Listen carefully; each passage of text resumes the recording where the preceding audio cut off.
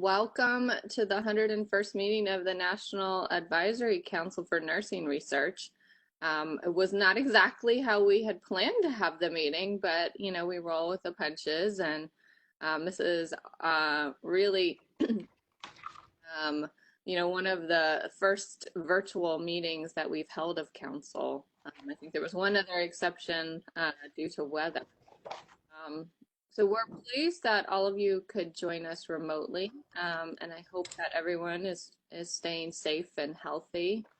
And a special welcome and deep appreciation to all of the nurses from across the country who are joining us today, particularly those in the healthcare workforce and are on the front lines, and of course, as well as our nurse scientists. So wanted to make that mention, especially in light of the fact that we celebrated Nurses Week earlier this month, and of course Nurses Month this month in May, and of course throughout this year that we have the WHO designation of the year of the nurse and the midwife.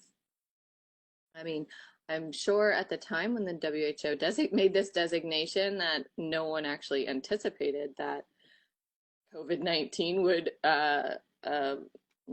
be dominating as it is, and the spotlight, of course, as a result, has really shown on nurses around the world, and we're really truly grateful for the critical work that each of you play individually and collectively in COVID-19 related activities, and of course beyond that as well. So I know I speak for the entire NIH and NINR family when I say thank you today and every day for everything you do.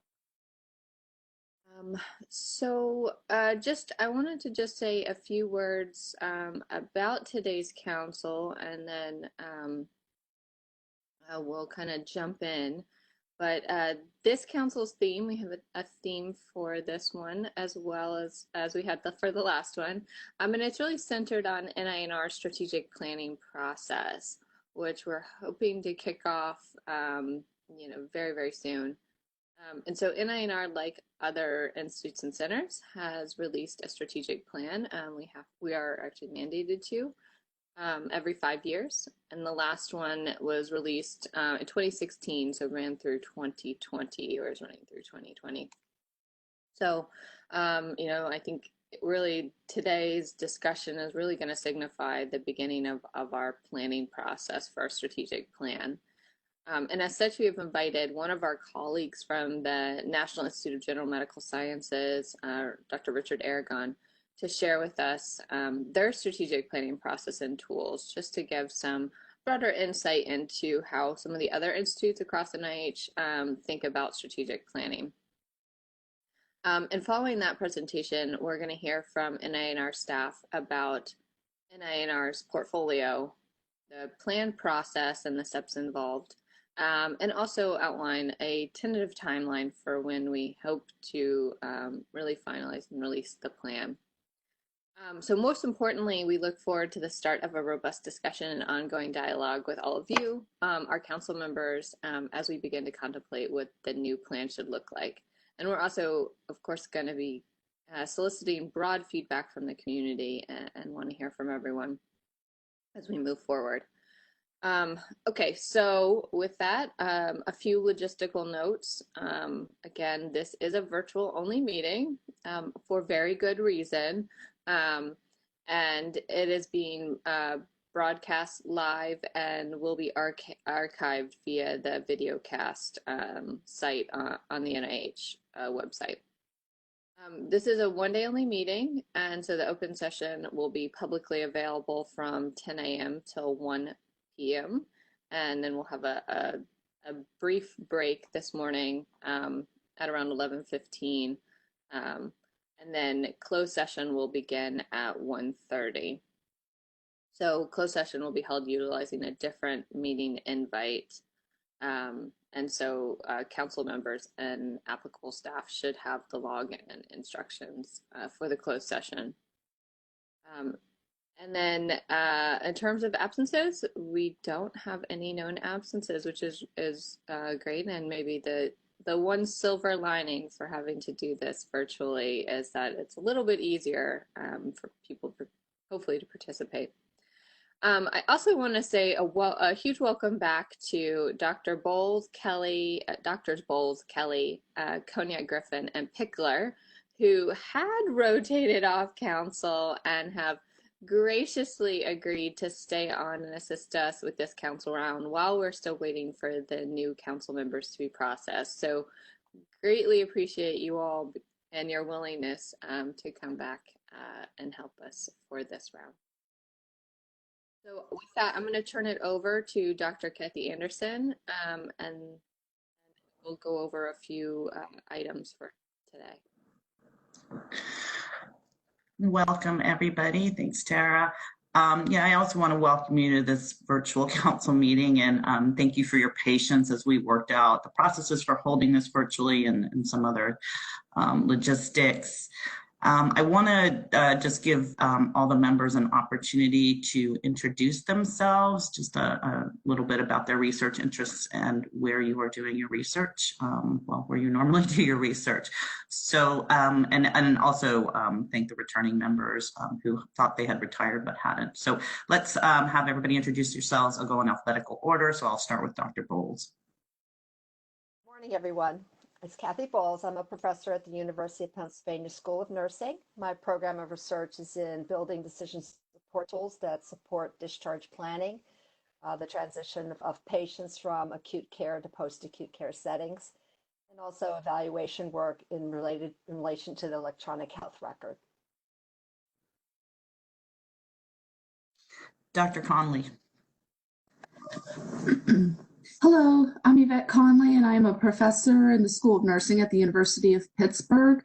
My research focuses on the omics contributions to patient outcomes following neurologic insult.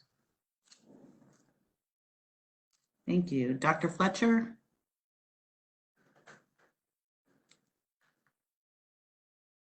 Dr. Fletcher, I think he's on. You may be muted still. Good morning, I'm Ogwin Fletcher. I'm a professor at the University of Mississippi Medical Center. My past research is childhood obesity. For the last 6 years, I've been totally administration. Nothing wrong with that. Thank you. Dr. M? I'm Uno Kim. I'm professor and also senior associate for research and innovation at Emory University. My research interest is in cross-cultural women's health issues, including physical activity, menopause symptoms, and cancer pain, and breast cancer survivorship. I am doing technology-based interventions. Great, thank you. Dr. Kelly?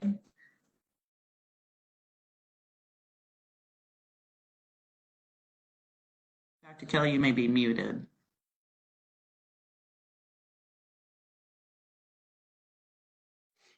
Can you hear me now? Yep. Okay, sorry. I'm Jeff Kelly.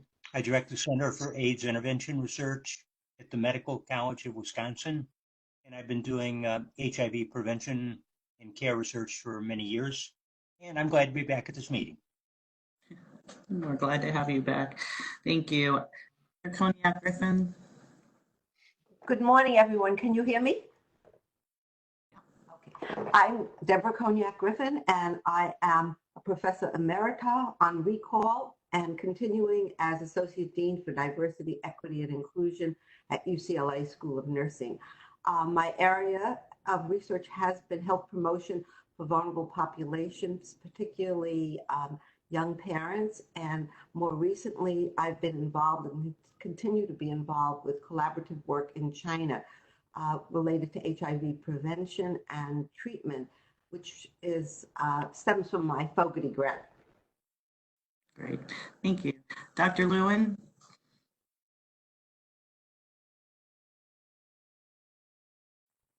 Dr. You may be muted.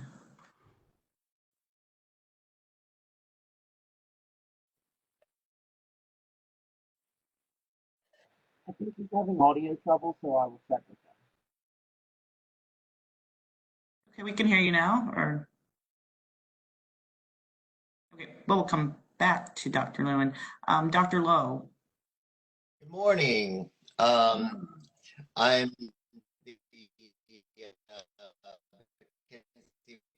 professor at Florida State University for Research for Health Equity, and most of my research is focused on Native American and Indigenous well-being, in particular substance use prevention and other mental health issues, and developed an intervention called the Sacred Talking Circle that is now evidence-based and is being used globally with Indigenous populations. Thank you. Thank you. Dr. Ida Moore.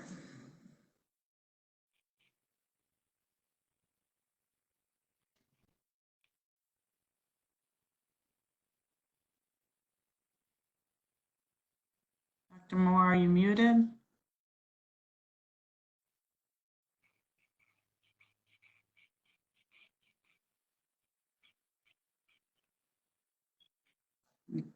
Dr. Ida Moore is muted or not yet on audio. So let's have Dr. Shirley Moore introduce herself.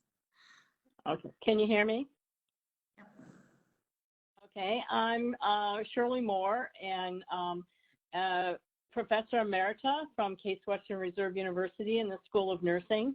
Although I'm a very active Emerita in terms of my grant program and research, and I have my area of study has been cardiovascular risk factor prevention across the lifespan, everything from obesity in children to secondary prevention in older adults. Great, thank you. Did Dr. Ida Moore come back on? Can you hear me now? Yes, great. Yeah, you know what? I was on a different computer. I switched to my laptop and it works better, so my apology. I'm Kai Moore. I'm professor and dean, University of Arizona College of Nursing. My research is focused on the effects of central nervous system directed therapy for childhood leukemia, looking at cognitive, behavioral outcomes and biomarkers of tissue injury. Great, thank you. Thank you. Dr. Montano. Can you hear me? Yeah. Okay, good morning, everybody. Professor and Dean at UNC Chapel Hill School of Nursing, and my research is on HIV intervention, substance abuse, sexually transmitted infection, and violence prevention with Latino population. Thank you. Thank you. Dr. Pickler. Good morning. Everybody hear me okay? Mm-hmm. Good. So I'm Rita Pickler. I'm a professor at the Ohio State University College of Nursing. My research focuses on the care of the preterm infant, on prevention of prematurity and other adverse pregnancy outcomes, and on long-term health outcomes of infants who are born preterm or with other risk factors. Thanks. Thank you. Dr. Wilbur.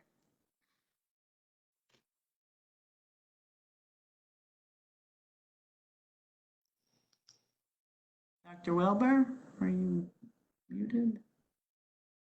I can see you. I can't hear you.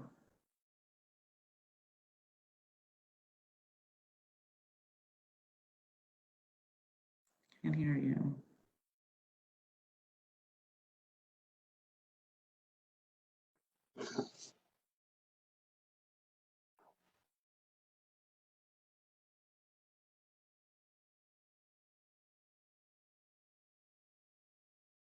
Hear me now? Yeah. Yes? Yes, but there's an echo.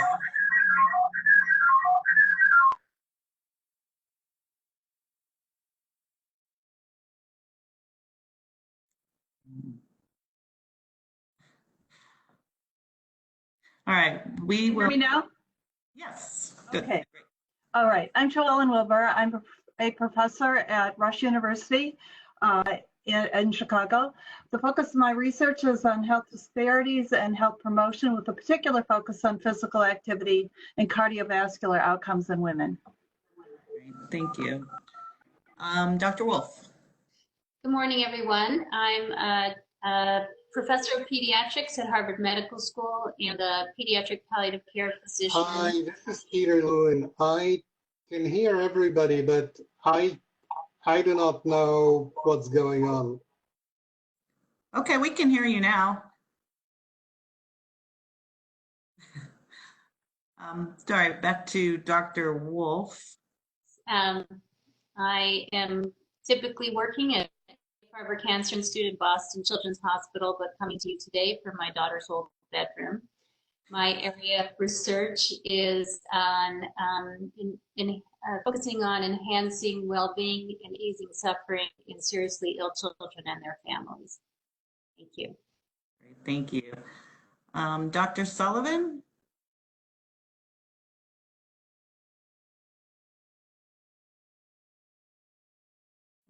Can't hear you, Dr. Sullivan.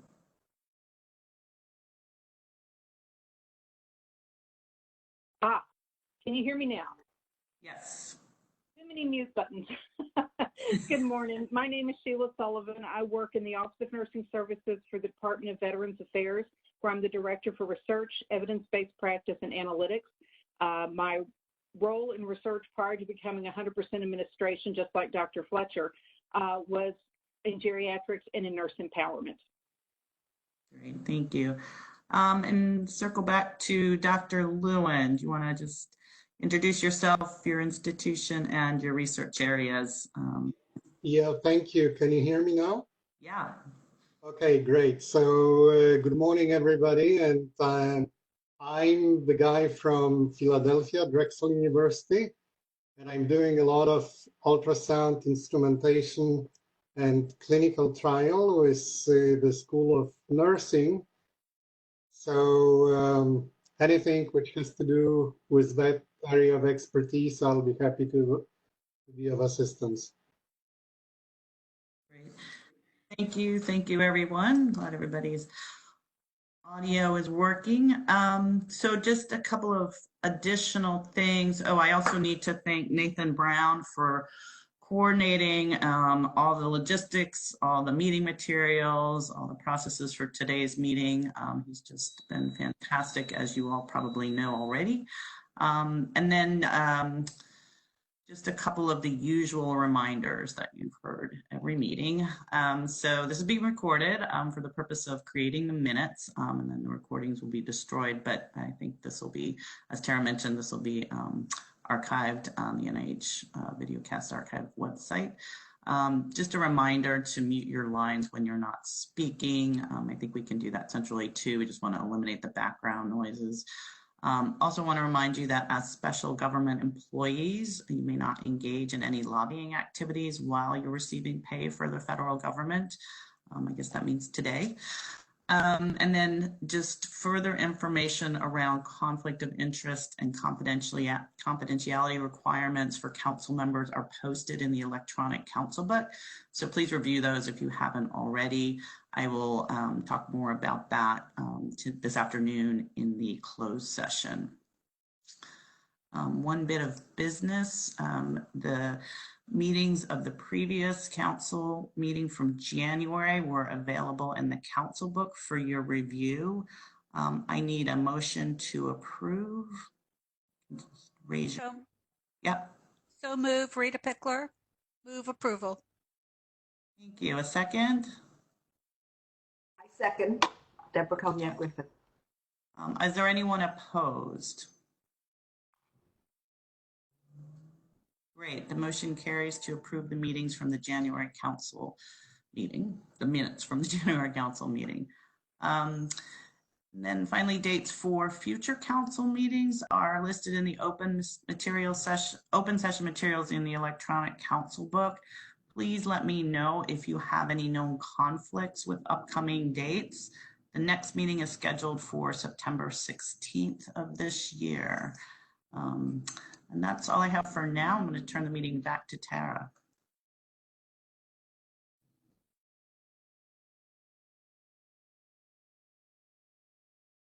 Thank you, Kathy. I will just reiterate my thanks to Nathan and others who helped organize today's meeting, and also you as well, because I know you put a lot of time and effort into this. So I have the ball, so I think I have to share my screen. So let me do that. Slides up here.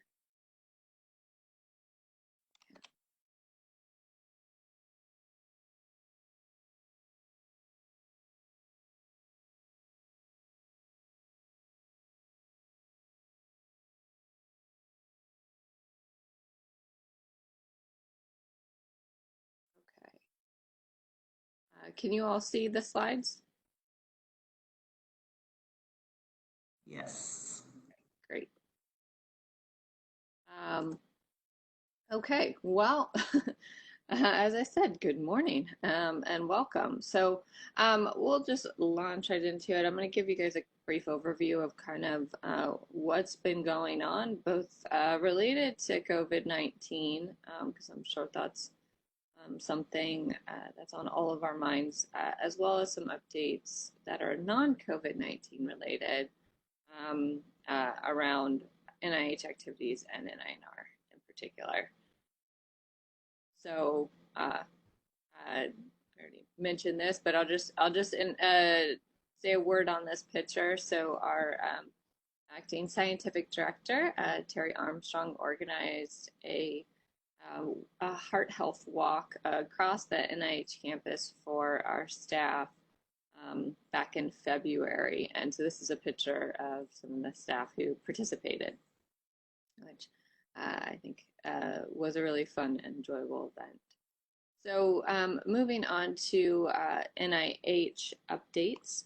The coronavirus, as I said, I think has obviously occupied a lot of our time and energy, both here at NIH and I'm sure across the country and the world.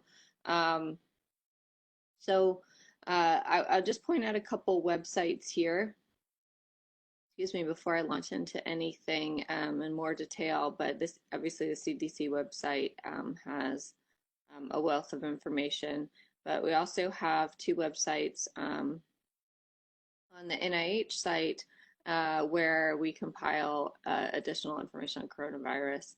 And I encourage all of our grantees to check out grants.nih.gov. There's a whole section on coronavirus, and there's a lot of frequently asked questions that are available in terms of the potential impact on the grants. As well, let me move to the next slide because that actually has that on there. But a lot of information on potential for impact on grant applications and review, and just the grant awards themselves, as well as a whole list and table of active funding opportunity announcements that are relevant to this space. So I think much like all of you, our campus is adapting to COVID-19, and we just briefly want to say that we have shifted to a minimal maintenance phase is what we're calling it. So non-mission critical laboratory work has been shifted to this. So pretty much for the most part, the majority of work that is being conducted on the NIH campus in terms of lab work is that to address COVID-19. And we've been that way for a couple months now. Adapting as we all are. And I'll just highlight some of the funding that NIH has been fortunate to receive for COVID-19. So there have been 3 supplementals that we have gotten additional resources for research on COVID-19 activities. And I won't go through it all here, but the bulk of it has gone obviously to NIAID to help respond to the pandemic and develop interventions.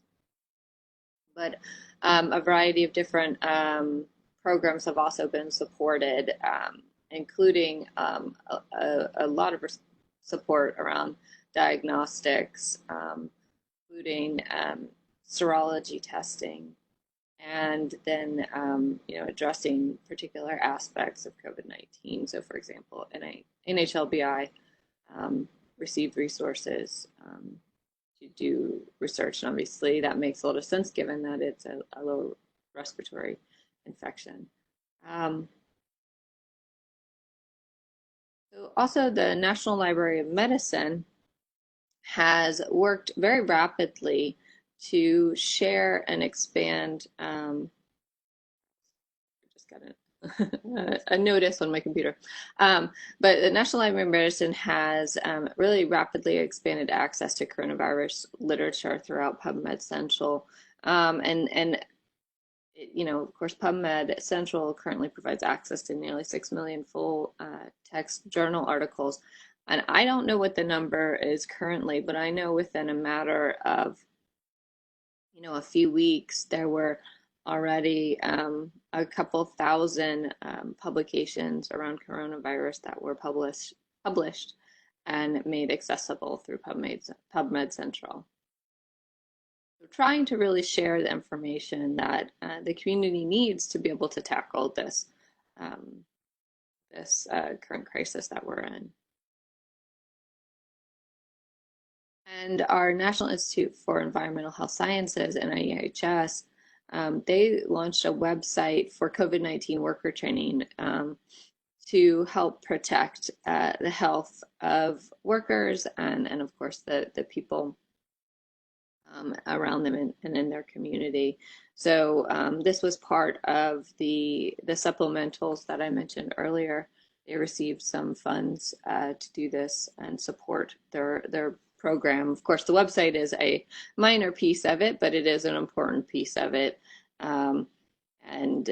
They're creating a whole virtual training initiative for frontline workers, including emergency medical personnel, firefighters, law enforcement, etc. And so, encourage folks to check that out. That is available. And there's a lot of information on this website currently. So something that is near and dear to the director of NIH's heart is this public-private partnership that was launched a little bit ago called ACTIVE. It's Accelerating COVID-19 Therapeutic Interventions and Vaccines. And it's really focused on a few areas.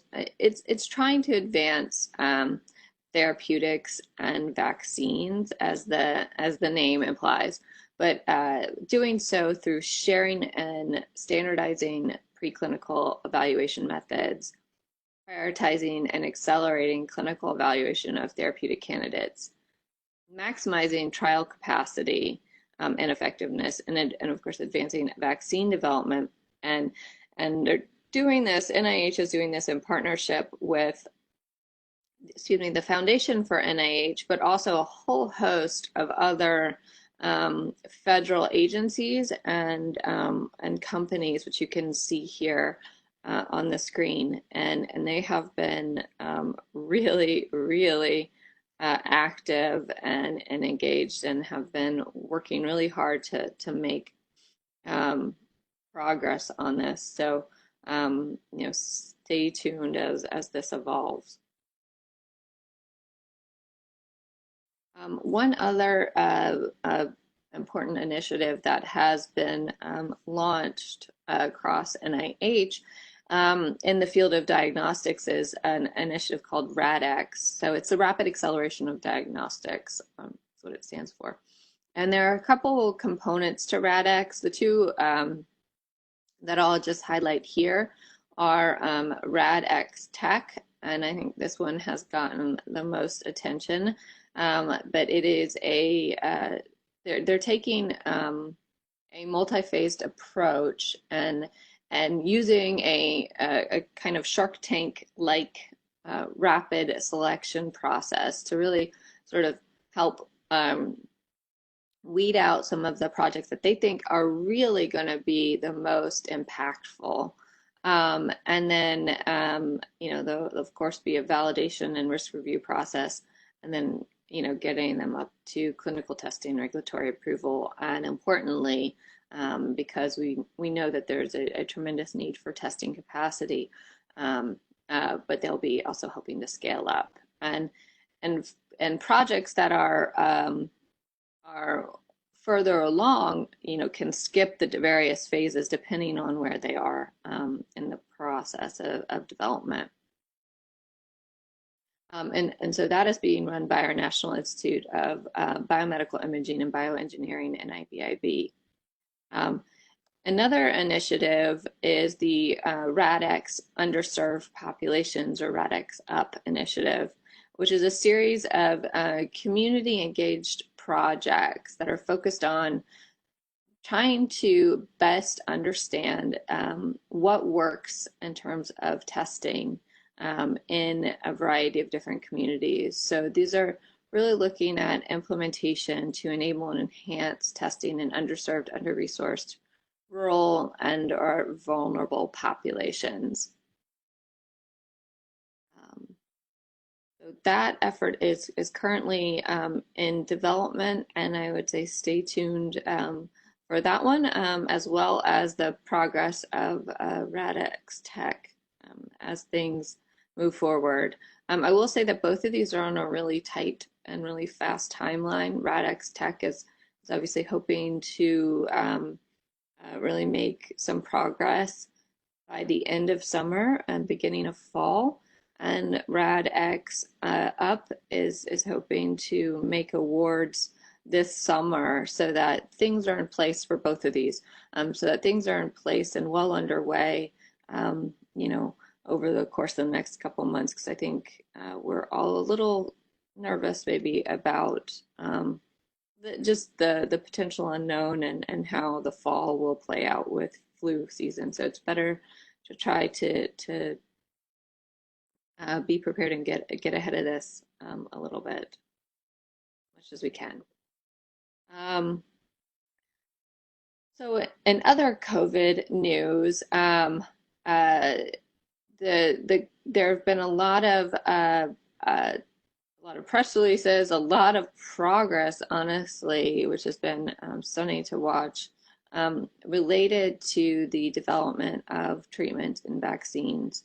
So I think some of you probably have seen the studies that have come out on remdesivir, which is a therapeutic that was that's been developed in part by NIAID, and NIH has also begun clinical trials of hydroxychloroquine or chloroquine and azithromycin to treat COVID-19, and of course begun a clinical trial of investigational vaccines for COVID-19, and in particular, the one that has been developed between NIAID and Moderna, I think, released some very preliminary and very tentative, I would say, results just yesterday that looked really promising. And it's, with all the caveats, because it is so preliminary and such a small sample size, but we're all optimistic that that one or one of the others will move forward, be successful. Additionally, there's a variety of different resources and studies that are available and ongoing across NIH related to COVID-19, and this is just a small sampling of them. But I'd say that there are treatment guidelines that have been developed, which I would recommend folks to check out. And there are again a variety of different efforts. NCI has a serology program. They're evaluating the antibody tests for COVID-19, and they're doing so in collaboration with the Food and Drug Administration, FDA. On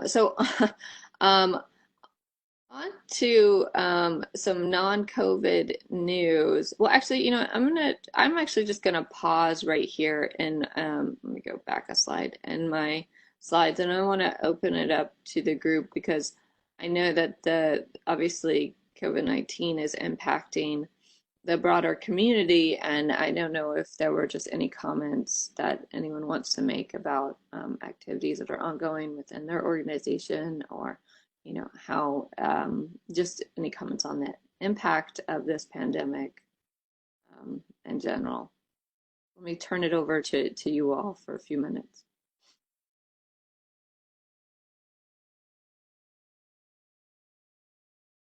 So, Tara, can you hear me? Yes.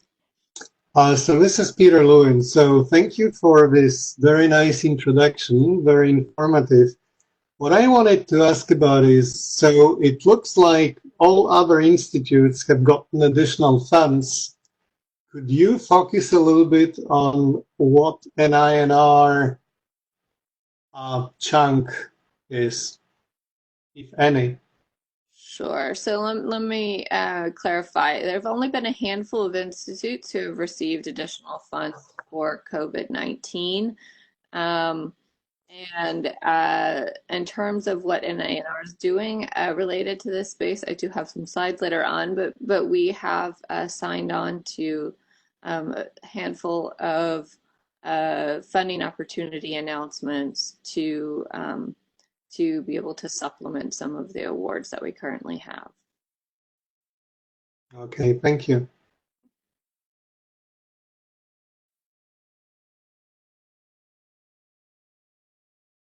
Any other comments or questions? In the same line, are there any plans for COVID-19 related PAs or RFAs that may be directly related to nursing research? So we are still assessing what our response more thoroughly will be. I think, in all honesty, if someone is dependent on you know, funds, it's awkward time in the funding cycle.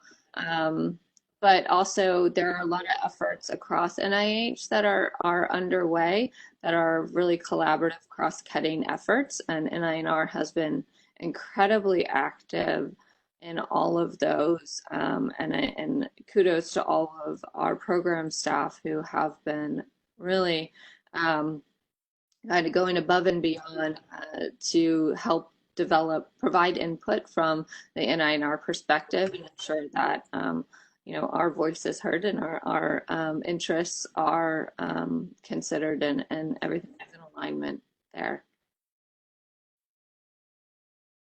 Tara? Yes. Can you hear me? It's John. Yes, thank you. I'm interested in hearing a little bit about, excuse me, about the more long-term impacts and what maybe NIH or in particular NINR might have plans for addressing some of the issues with the long-term impact, especially communities such as ours who are Native American, who are already under-resourced and underrepresented. And so there's definitely long-term impacts that this is going to be causing. Thank you. Yeah, no, that is definitely something that is being considered and has been discussed quite a bit. Of course, the Radix up more acutely is aimed at helping to sort of start to address that a little bit. It's again focused on testing, but the idea is that it would hopefully create an infrastructure for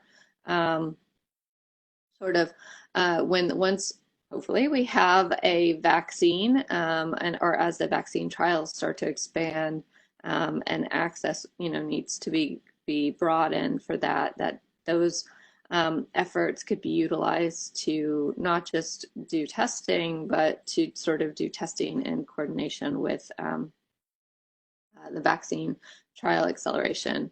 But of course, that's more acutely. Longer term, this is absolutely something that is being discussed across NIH, the impact on a variety of different communities across the country, and around the world, I'm sure. But so I think stay tuned there.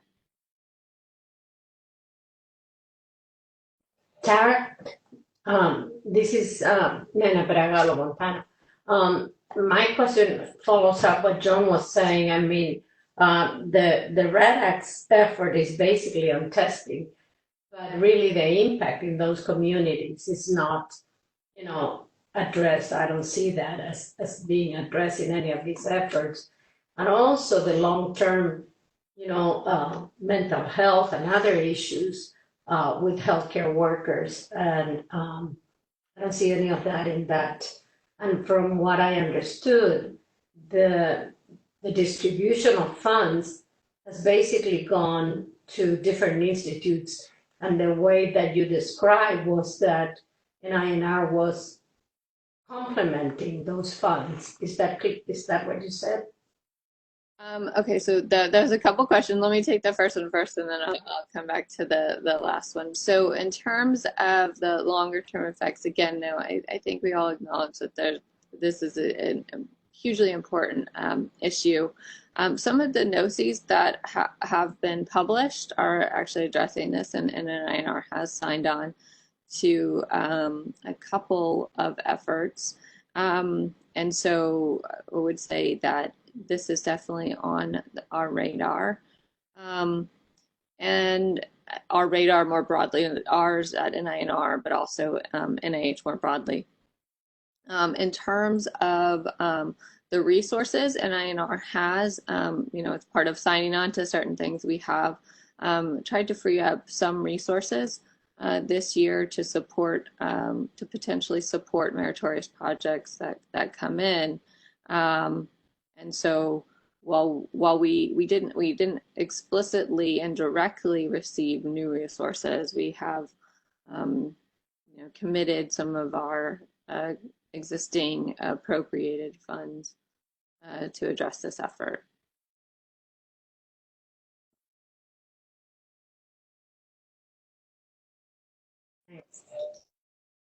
Any other questions or just comments? COVID. Okay. If nothing else, then I will move on, and we'll take a little detour from COVID for a while, and talk about some a couple interesting activities across NIH, and then of course switch to more NINR focused efforts. So I actually can't see the time. Oh, there it is. It's 10:45. Okay. I'm going to say I just want to make sure I'm cognizant of time here. So one thing I will mention is that John Nye has been named the director of the NIH Brain Initiative. So he started, I think, late last year, early this year. Well, it must have been early this year because it was after the January council. So, and he is helping to oversee this long-term strategy, and of course the day-to-day operations as well, of the Brain Initiative, and the challenges that it will be taking over the next several years. And prior to joining NIH, Dr. Nye was a professor at the University of California, Berkeley, and he studied the cells and molecules behind olfaction, including fundamental research on how the nervous system detects odors and turns them into neural signals that it sends to the brain. So we welcome John Nye to NIH. Additionally, this is another effort that NINR has been intimately involved with, is an effort on maternal mortality and morbidity. So the NIH has formed a task force to tackle this issue. And in 2020, it has really been focusing on community-focused social and biobehavioral efforts and considering how to advance biologically focused efforts to study risk factors for maternal mortality and severe maternal mortality, all sort of under the umbrella of a real effort to target the leading causes of maternal mortality and severe maternal morbidity. And actually today, so it means we're all missing it, but today there is a virtual workshop on pregnancy and maternal conditions that increase the risk of morbidity and mortality, but it does go tomorrow, so encourage you all to check that out as well. Although I believe that, if I recall correctly, registration might be full, but it will be archived on the NIH website. And relatedly, a NOCI was published earlier this month on this topic, in which NINR has signed on to. Okay, so more NINR focused efforts. So we'll just quickly the budget. Nothing has changed since the last go round, so I don't think we need to really discuss this any further, but I'm happy to come back to it if folks have questions. And of course, this is just a high-level breakdown of our of how our efforts have evolved over the course of FY 2019 and where our resources were distributed to. So in staffing news, I think still a question that we receive fairly regularly is what's going on with the Director Search. I would say that we're making progress. We're still kind of undergoing the search process pretty actively, or at least trying to, as much as we can while we're in the current circumstances. And we do have, across NIH, we have 5 institute and center director searches that are ongoing in various stages, and it's been interesting to have it take place as we're doing everything virtually throughout the course of this pandemic. So, but while it may have slowed some of them, I think they're all still chugging along. So, and the NINR Director Search is definitely in that bucket as well. In terms of staff, I want to extend a warm welcome to Chris Bowe, who's been here for a couple months now, shortly before we went on full-time telework. It wasn't much before that when he started, but he joined the Division of Extramural Science Programs, and he is the program director for NINR Small Business Innovation Research and Small Business Technology Transfer Program, overseeing a portfolio of healthcare technologies.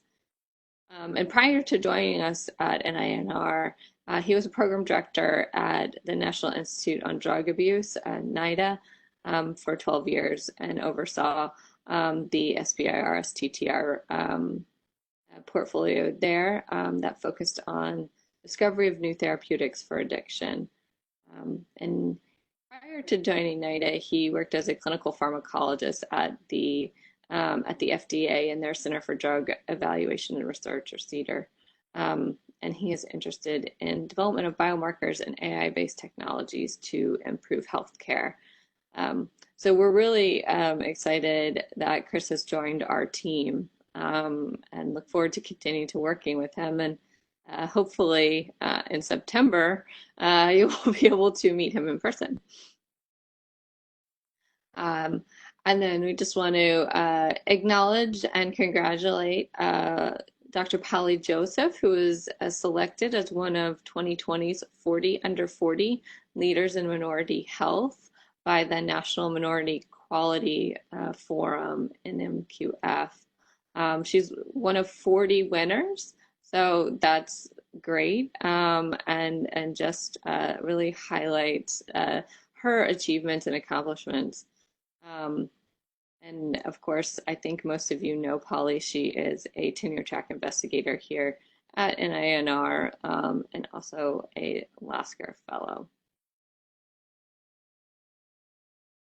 Additionally, one of our postdocs within the intramural program, Tokes Wall, has been selected as an NIH Independent Research Scholar. So this program began in 2019, and it really is aiming to build a workforce diversity across the intramural program. And its program participants are highly competitive for tenure track positions in the IRP. That's the intent, is that they will be, but also outside, although we of course we want people to stay here at NINR. And Tokes joined NINR in 2011 as an NINR Graduate Partnership Program Fellow, and served as a clinical resource nurse at the clinical center, and currently serves as a lieutenant commander in the U.S. Public Health Service. So congratulations to Tokes for this award. Across NINR, I encourage you all to check out our website as always, but in particular, we have a special feature that is focused on research, of course, led by nurse scientists, on preventing infections in multiple healthcare settings, which of course is particularly relevant to our current situation with the pandemic. And so just want to call that out for you all to check out. And then in early March, we held an annual meeting of the National Nursing Research Roundtable. And this year's theme was focused on care transitions from pediatric to adult care. And during the meeting, which was co-sponsored by the National Association of Pediatric Nurse Practitioners, participants that represented over 20 nursing organizations and societies, as well as schools of nursing, NINR, and other institutes at NIH, and also HRSA. But they discussed the identification of strategies to address gaps in transition research. Strategies to move transition evidence into practice, which of course is essential, and strategies that might facilitate the careers of new interdisciplinary scientists in transition research. So a meeting summary of the roundtable has been posted in the news and information section on the NINR website for those of you who are interested in checking out more of it. Additionally, NINR was able to participate in the MNRS's annual conference, which of course was held virtually. And of course, that's I think we all can recognize why, because of the current situation. But you know, there are a variety of different speakers who presented, including many of our program staff, Dr. Lynn Adams, Chris Poe, and Martha Matocha. And I gave a little presentation as well. But there was a lot of opportunity, I understand, for meeting participants to ask questions of the NINR staff, and really gave them some insight into what was going on in terms of new initiatives, and ongoing priorities.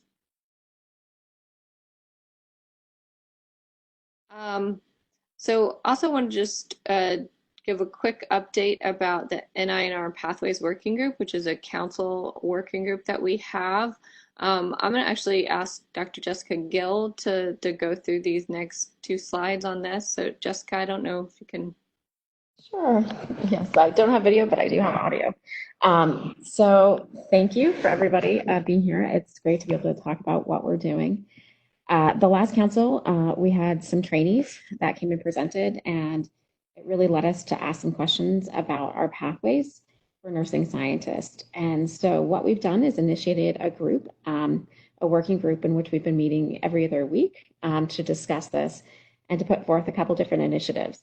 The overall goal of this is to foster the nurse scientist to really be able to evaluate research in a clinical, valuable way, as well as to look at training programs to understand how skills can develop to support the nurse researcher in developing a research career, as well as sustaining that throughout their career. And so we're looking at different opportunities to be able to do that to support nurse researchers at all phases of their careers. I don't have control of the slide, so I'd say, can we go to the next slide? I gotcha. Okay, thanks, Tara. So overall, what we're doing, we have this working group. The goal of this is to inform NINR leadership, to provide recommendations in ways that we can strengthen the pathway, and what we're calling is the pathway. Previously, it's been called the pipeline. We prefer the pathway and thinking that there's multiple ways to get to a similar outcome. And so we want to expand our opportunity to look at those different opportunities. So what we're focused on is identifying strengths within current schools of nursing, as well as outside of schools of nursing with other, bridging with other foundations and other opportunities to expand the ability of nurse researchers to get the training as well as the support they need over their careers. So we're looking at limitations, challenges, as well as opportunities. These will be formulated into recommendations, and we're attempting to get these. We're working hard to do this, especially through the COVID time, to get these at least to some degree, so that way we can get them to council in the fall, and that can be something that can be discussed. Overall, these recommendations will be things to look at, both short-term as well as long-term, how we can strengthen the pathway for nursing researchers coming into NINR as well as other funding opportunities. And so we're excited to formulate these and to share them with you, hopefully in the fall. That's all I have, Tara. And thanks to our council members who are on this group as well. So more and Dr. Wolfe, yeah. So we really appreciate your time and energy that has gone into that group as well. All right, thanks, Jessica. So I'm looking at time, and I still have a handful of slides left. So I'm going to try to very, very quickly go through them, and I don't mean to shortchange these in any way, but just again want to be cognizant of time. So I just very quickly want to congratulate the BrainWorks Sleep and Brain video, which was nominated for Northwest Chapter of the National Academy of Television Arts and Sciences Emmy Award.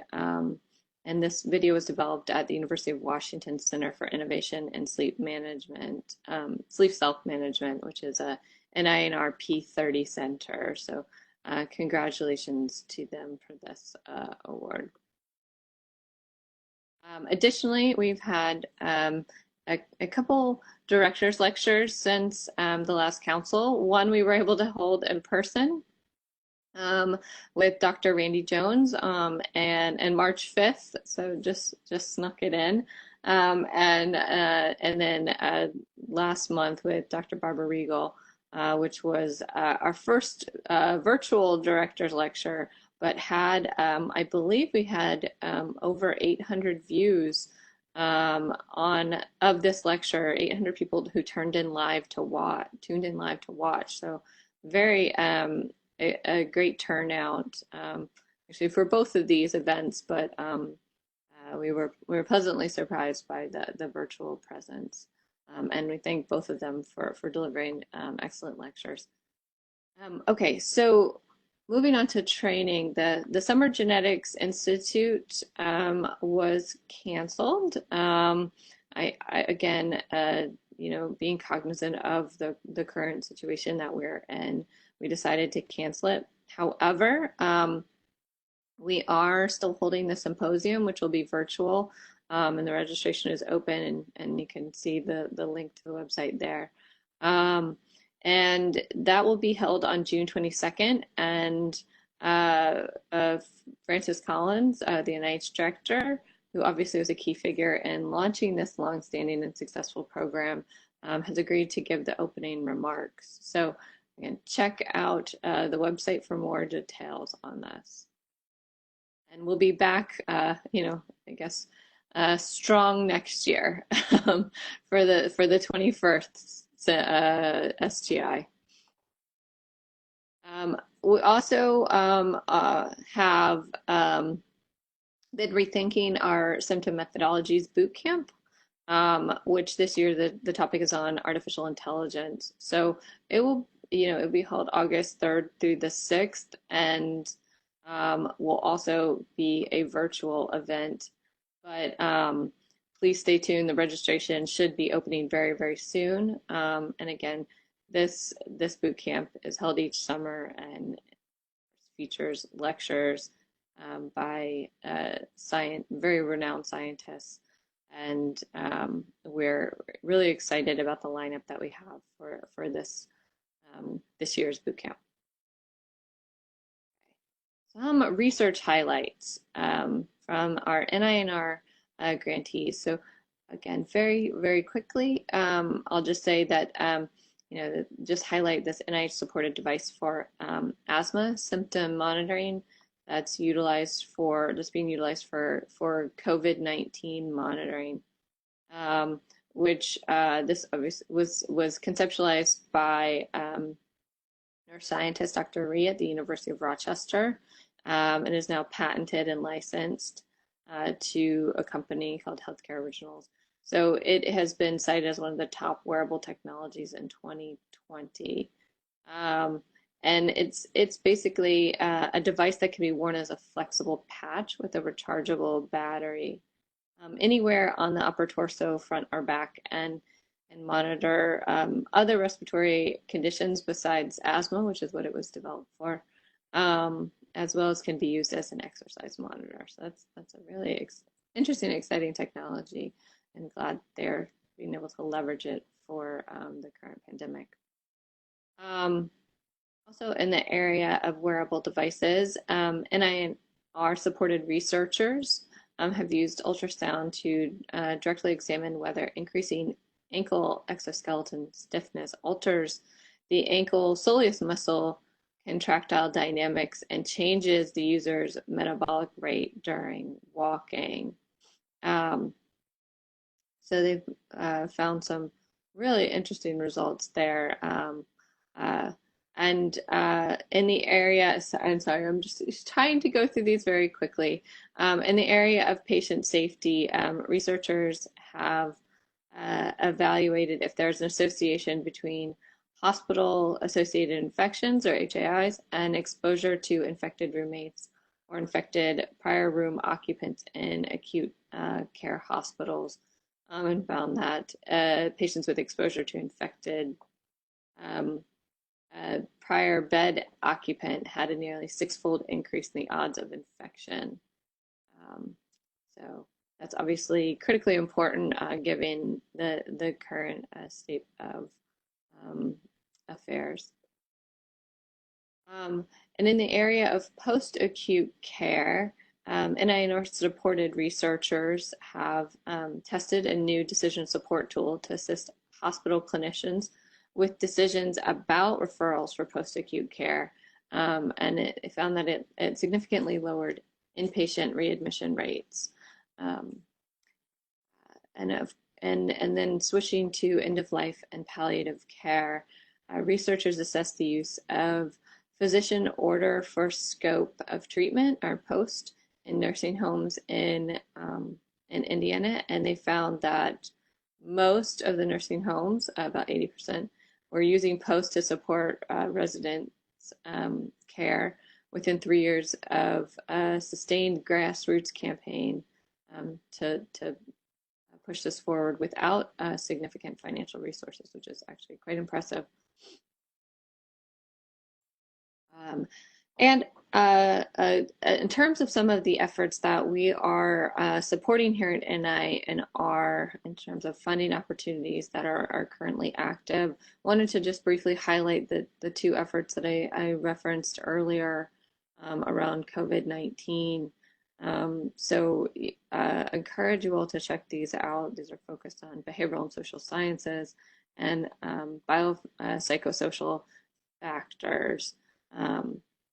So if you have questions, obviously contact your program director for more information. They can assist in answering some questions on these.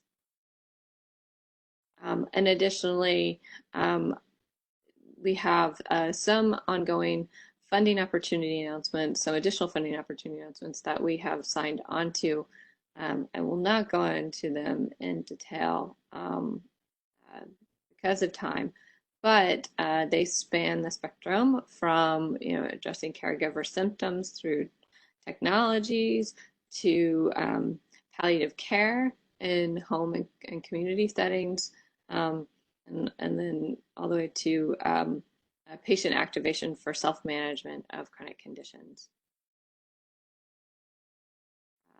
And then the FOAs that we're partnering with other ICs across NIH. I'll just highlight a couple. Include its investigation of co-occurring conditions across the lifespan to understand Down syndrome. Clinical trial readiness, FOA is out, as well as the one I mentioned earlier on addressing, a similar one to what I had mentioned earlier on addressing racial disparities in maternal mortality and morbidity.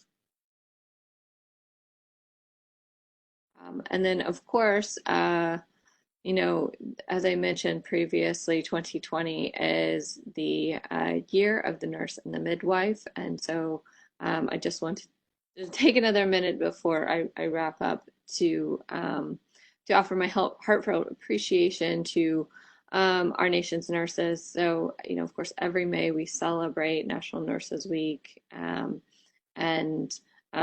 This year, as I think I mentioned earlier, in the height of this COVID-19 pandemic, it really brings to light just how vital nurses are to keeping us healthy and safe and to our overall healthcare infrastructure.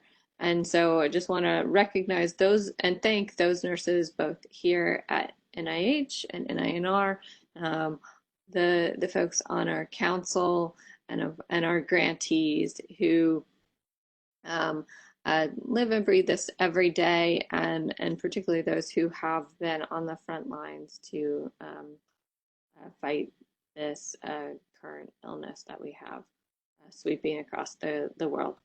So with that, I'll just encourage you to check out the variety of different resources that we have on our website around this, and as well as other websites. And the very last thing I'm just going to mention is that in honor of this special year, NINR is going to be launching really soon a feedback campaign on what nursing research means to those who live it. So what does nursing research mean to you? And we're also really curious, and this will also help us kind of set the stage for thinking about our strategic plan, but we're curious about what the community thinks the future holds for nursing science. So this will be posted and promoted on our website and of course on all our social media accounts. But it should be launching pretty soon, so check that out, please. We'd love to hear from you and get your feedback. Okay, so with that, of course, check out our website. But with that, I am going to now wrap up Good. Okay, Richard has the ball. Good. And turn it over to Dr. Richard Aragon. So we are really over on time, and Richard, I apologize profusely. So we'll have to just see what this, how we can make up some time after your presentation with the break and other things. But just very, very briefly, Richard is the acting director of the Division of Data Integration, Modeling, and Analytics at the National Institute of General Medical Sciences. And in this capacity, he does a whole host of activities, including advising the Institute's director on the strategic plan, performance management, risk management activities, analyzing the portfolio, and directing its legislative and congressional activities. He serves as an advisor, or serves an advisory function to the Office of the HHS Secretary and Deputy Secretary, particularly through the provision and analysis of data for department-wide reorganization and performance measurement efforts. And prior to joining NIGMS, he served within the Office of the Secretary at HHS, where he directed the Division of Program Integrity Assessment, Integration and Oversight, and the Division of Outreach, Communications, and Training. So Richard is a great colleague across NIH, and I will turn it over to him for his presentation. Excellent. Good morning. Thank you, Tara. Can everybody hear me? Yes, we can. You all hear me? Okay. All right. Fantastic. Let's see if I can get my slides up. I'm not seeing the share the slides button. So how does one do that here?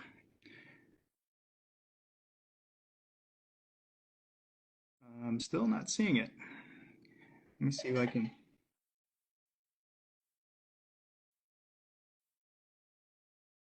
See share at the top? I don't see anything at the top, Nathan. Where would I? Hang on a second. Do I click? So share. Can you share my screen?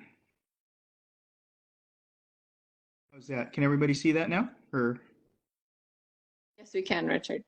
Okay. All right. So let me. Okay. Fantastic. Sorry about that. Let me see if I can do this. Okay. All right. So hopefully everybody can see the screen. Good morning, everybody.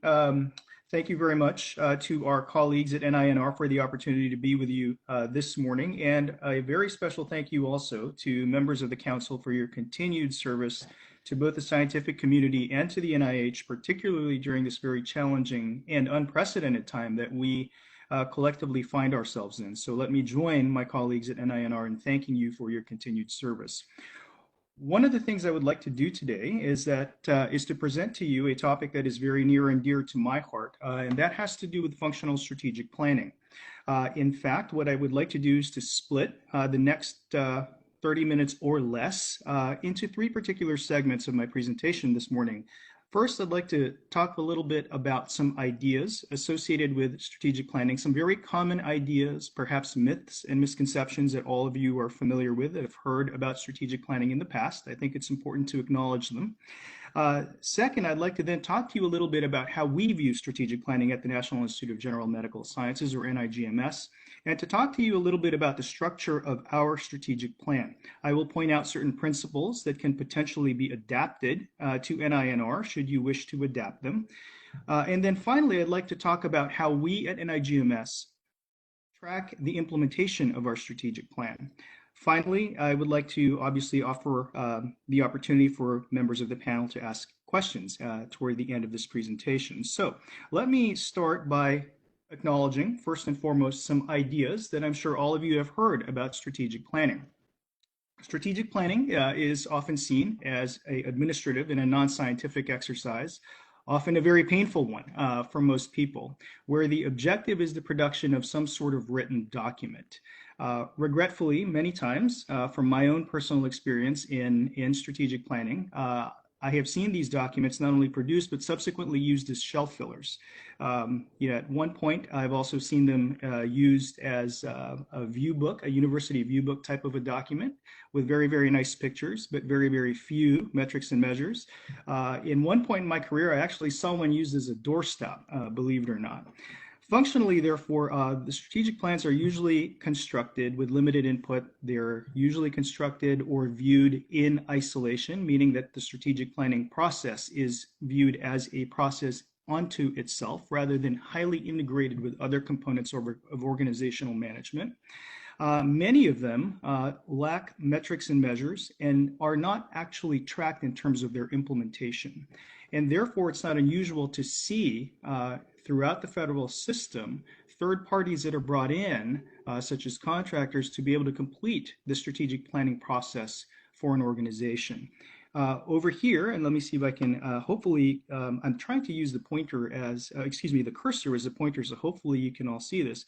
But over here on the lower right side, you can see that this is generally the way most people, when you tell them and approach them that they have to do a strategic plan, they tend to roll their eyes in this direction, I find, but that's just my own personal experience. The reason I think that that's important is because I want to present an alternate view now of strategic plans and of the strategic planning process in general. This is the view that we take at NIGMS. I would like to propose that strategic plans are actually tools of good management. And if one were to take that as a valid premise, then strategic plans are subject to certain types of requirements or principles. First of all, they should demonstrate or reflect some degree of directionality. So they are representative of one's organizational vision, the direction in which an organization would like to proceed based on the synthesis of that organization's goals and objectives.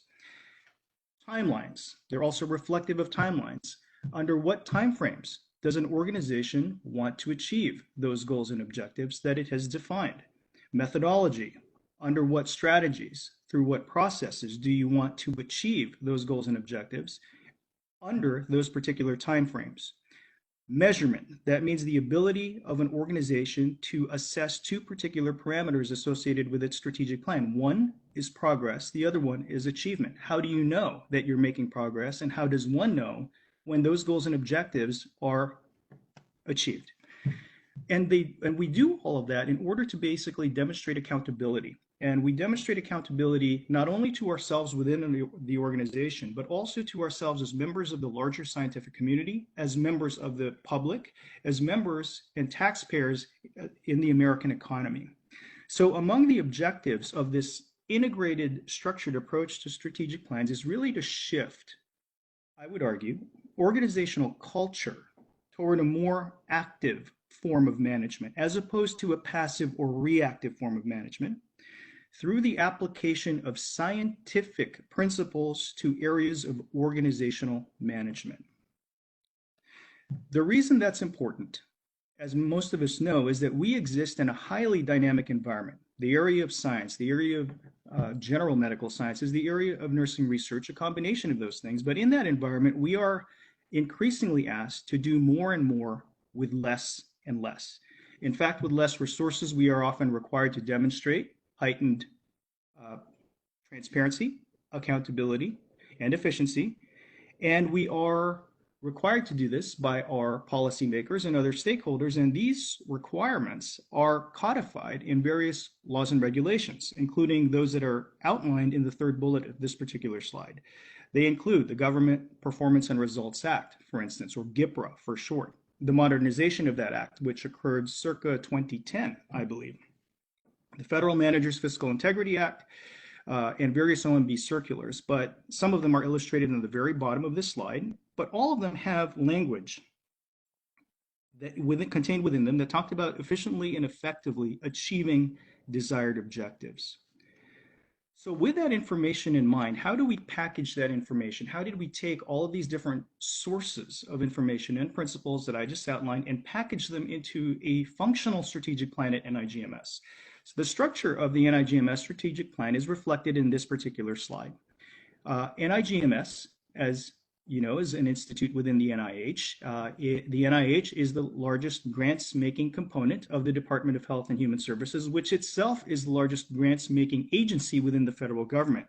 Therefore, discretionary grants portfolio in support of basic sciences must be reflected as a representative operational component of our strategic plan because it represents a significant portion of NIGMS's operations, and therefore it is in fact the first goal in our strategic plan. NIGMS also supports the largest proportion of scientific training, workforce development, and diversity programs at the NIH. Therefore, that component of the Institute's operations must be reflected in our strategic plan, and it is in fact goal 2. The provision of research resources, technological resources, and the provision of capacity building programs in states throughout the country, including specifically in traditionally or historically under-resourced states, through the Institutional Development Award or the IDEA program, which is administered by NIGMS, is yet another area of significant operations for the Institute, so that must be reflected. It is in fact goal 3. Communication, communication, communication is a major component of what it is that we do as a scientific community, within our own community, and certainly outside of our communities also. So communications activities, why we do what we do, why that's important, why it's important to continue to invest in scientific research. That has to be a major component of our operations. So it is in fact goal 4 of our strategic plan. And finally, our ability organizationally, institutionally to be able to achieve the NIGMS mission is completely dependent upon the skills that we have in our internal workforce. So investing in that workforce is important. And that is in fact the 5th and final goal of our strategic plan. So as you can see, we have 5 goals that are representative of the Institute's major operations. We wanted 5 goals because we didn't want to end up in a scenario wherein some strategic plans that I have looked at other federal agencies, for instance, might have in excess of 20 strategic goals, which becomes very, very challenging to track. So these 5 goals represent the major areas of the NIGMS strategic plan, the major areas of the Institute's operations. They represent a good mix. 20% of them, namely 1 goal out of the 5, are internal, while the other 4 or 80% represent external goals. The measures themselves, we have 19 representative measures that are aligned to each of these goals through the strategic objectives underlying each of these goals, which I shall demonstrate in the next slide. But I would like to point out that these goals are not only reflective of the Institute's operations, but they also cascade from and align to goals of other larger strategic plans, such as the NIH strategic plan and also the HHS strategic plan, because we are components of those organizations. So it's important that we contribute to their strategic goals as well. The actual structure of the NIGMS strategic plan is based on creating an alignment, as I mentioned in the preceding slide, between what our 5 goals are and objectives underneath each of those goals. So for each of the 5 goals, and let me see if I can use the pointer here. For each of the 5 goals, we have 2 to 3 strategic objectives that represent milestones, if you will, toward the achievement of the goal. So if we achieve each of the objectives, the 2 or 3 objectives underneath each goal, we can claim over a 5-year time frame, which is the time frame encompassed by the NIGMS plan, that we have achieved the goal. Therefore, each of these strategic objectives, in turn, underneath them, actually contain a series of performance measures. These performance measures are either key performance indicators, or KPIs, or they are key risk indicators, or KRIs. These indicators, performance or risk indicators, are in turn contributed by various representative programs of the Institute. So these programs are tiered based on their percent contribution to the actual strategic objective. So in this case, a representative program, the first representative program, contributes the most measures to this particular objective, and therefore it is prioritized as program 1. The second program contributes the second most measures to this particular objective, so it is program 2, and the same principle can be applied for program 3. But this prioritization schema allows us to be able to draw data including performance measures and risk indicators that relate to the actual strategic objective, whose accomplishment, therefore, would be representative of achieving the goal over a 5-year timeframe. The other thing that I will point out in terms of demonstrating accountability is that each of these representative programs actually has a program director attached to them. For us internally, that means we know who to go to. Should we require data or information associated with the progress of those programs, particularly if such data relate to these indicators that then feed the strategic objectives that then actually feed into the strategic goal. So by creating this alignment, we encompass all of the principles that I just talked about in terms of the previous slide, in terms of directionality, in terms of metrics and measures, in terms of trackability, and we successfully combine them into a document that serves as the vision of where we would like to take the Institute over a 5-year timeframe. So that's the actual structure in brief and the alignment of our strategic plan. That is the easy part, however.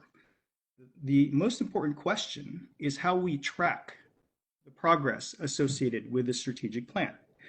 We don't only want to create a document. In order for it to be a true management tool, we need to leverage those metrics and measures in order to ensure that we're able to track the implementation and successful achievement of our goals and objectives. So at NIGMS, what we did was we created an internal organizational performance dashboard that is built on a SaaS visual analytics platform. If we were to log in to that particular dashboard, and this is the login page, we have provided every single employee from the Institute director all the way down to program staff the opportunity to log into this dashboard so that they can actually see how their frontline efforts can contribute to the larger momentum of the organization. So if an employee were to log in to the SaaS dashboard, they would enter their user ID and their password on this particular page, and they would be taken to the top screen of the dashboard, which is indicated here. Across the top are the actual goals, the strategic goals. There are 5 of them, as I mentioned before, 1, 2, 3, 4, and 5. And then the key performance indicators underneath each goal, and then subsequently the data that underlie each of those performance indicators. Onto the left here is an enterprise level view of progress. So over the key years that are illustrated at the top here, and on the y-axis, we have the actual key performance indicators. From a single look, we can tell whether or not that progress is being made on an annual basis. Green indicates that progress is being made. Yellow, as indicated in the legend here, indicates that it is a measure that is in progress. And in certain cases, if we have to swap out measures because of priority changes or things that might affect organizational adaptability, we certainly have the capability of doing that as well. And so in this instance, for instance, there are 2 measures that were swapped out circa 2018 that are no longer valid based on changing organizational priorities. But this is the top level view of the dashboard that all employees within NIGMS are given access to. If one were to dig a little bit deeper into this dashboard, you can see now we have data and metrics associated with our first goal. As mentioned earlier, our first goal has to do with our discretionary grants portfolio. There are 2 particular objectives associated with this first goal, which I'll get to in just a little bit. But I also wanted to highlight the fact that there are enterprise level risks that could potentially interfere with the achievement of this particular goal. So if this in fact is a goal that is reflective of our discretionary grants portfolio, a particular objective within that portfolio might be to invest in and sustain a broad and diverse portfolio of highly meritorious research. So to fund multiple areas, multiple fields of science. And there are risks associated with not meeting this objective. For instance, those risks might be funding only one particular state, funding only one particular institution, funding only a particular institution type or a career stage, failing to invest in the next generation of scientists, funding only well-established investigators at the expense of early stage investigators. Those are all risks to the achievement of a broad and diverse research portfolio. So we identify those risks as part of our strategic plan and organizational performance management. And in fact, we list some of those risk statements up here. If you were to click on that particular link, it will take you to these particular risk statements and a summary of what the Institute is doing to reduce or mitigate those risks. In certain cases where those risks fall outside the Institute's control, we can also accept and assure them. Assure meaning that we have sufficient internal controls within the Institute to ensure that those risks do not mature and impact our ability to achieve our organizational mission. If one is unfamiliar with the area of enterprise risk management, because it is in fact a comparatively newer field within the federal workspace, not necessarily private industry, but within the federal ecosystem, then we also include up here a primer for enterprise risk management. Clicking on that link will take you here. What is ERM? How does ERM work? How does this dashboard implement ERM? And what is risk? So this is just a brief sampling of the fact that we include risk in our strategic planning process. Let me go back up for just a little bit, back to up one level. So this level of the dashboard, and let me talk a little bit again about the objectives that underlie this particular goal of maximizing investments in investigator-initiated research. The first objective here is to, as I mentioned, invest in and sustain a broad and diverse portfolio of research. In order to do that, one must have operational definitions. And so beneath this particular objective, you can see that our operational definitions underlying broad and diverse are indicated here. That was in fact something that we had to be able to develop so that we knew what to benchmark against when we actually went and started measuring progress. A related objective to creating this sort of balanced discretionary grants portfolio is to promote the ability of investigators to pursue creative and ambitious research with maximal flexibility. And so that is the second strategic objective that underlies this particular goal. And in fact, if one were to do a deep dive of that particular objective, it takes you to the next level of the dashboard. I will say that objective 1.2 has to do with the launch of a brand new mechanism of support, investigator-initiated support, called the Maximize Investigators for Research Award, or MIRA. It is an R35 mechanism that represented a new paradigm of support when it was launched circa 2015. Because it represented a new paradigm of support, we wanted to track it to ensure that the success of the program was not only assured, but that it met all of the requirements envisioned when the program was initially designed. So that is basically what objective 1.2 is. It's really a strategic objective associated with a signature project of the Institute and the Institute's director. So looking at this particular objective, if one were to click on this deep dive button that's illustrated here, it will take you to the very next screen of the dashboard, the very next level.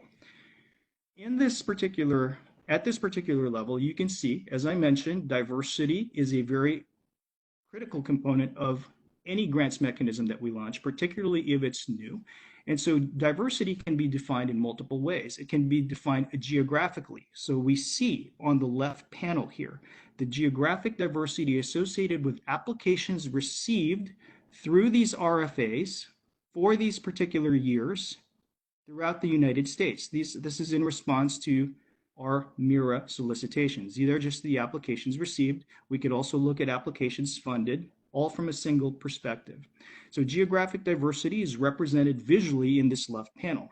In the center panel, we see scientific diversity. So all of these colors, all of these shapes correspond to particular numbers, which then correspond to particular fields or areas of science. By doing this, we can actually track and ensure that there is adequate scientific diversity on top of geographic diversity.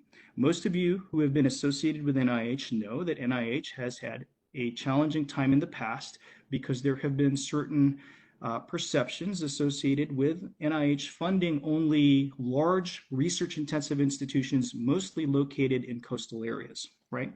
So if you were to look here, you can certainly see that there is a significant number of applications coming from the coastal areas. If I had to guess, for instance, I would say that's probably UCSF over here on the left side, or perhaps UCLA.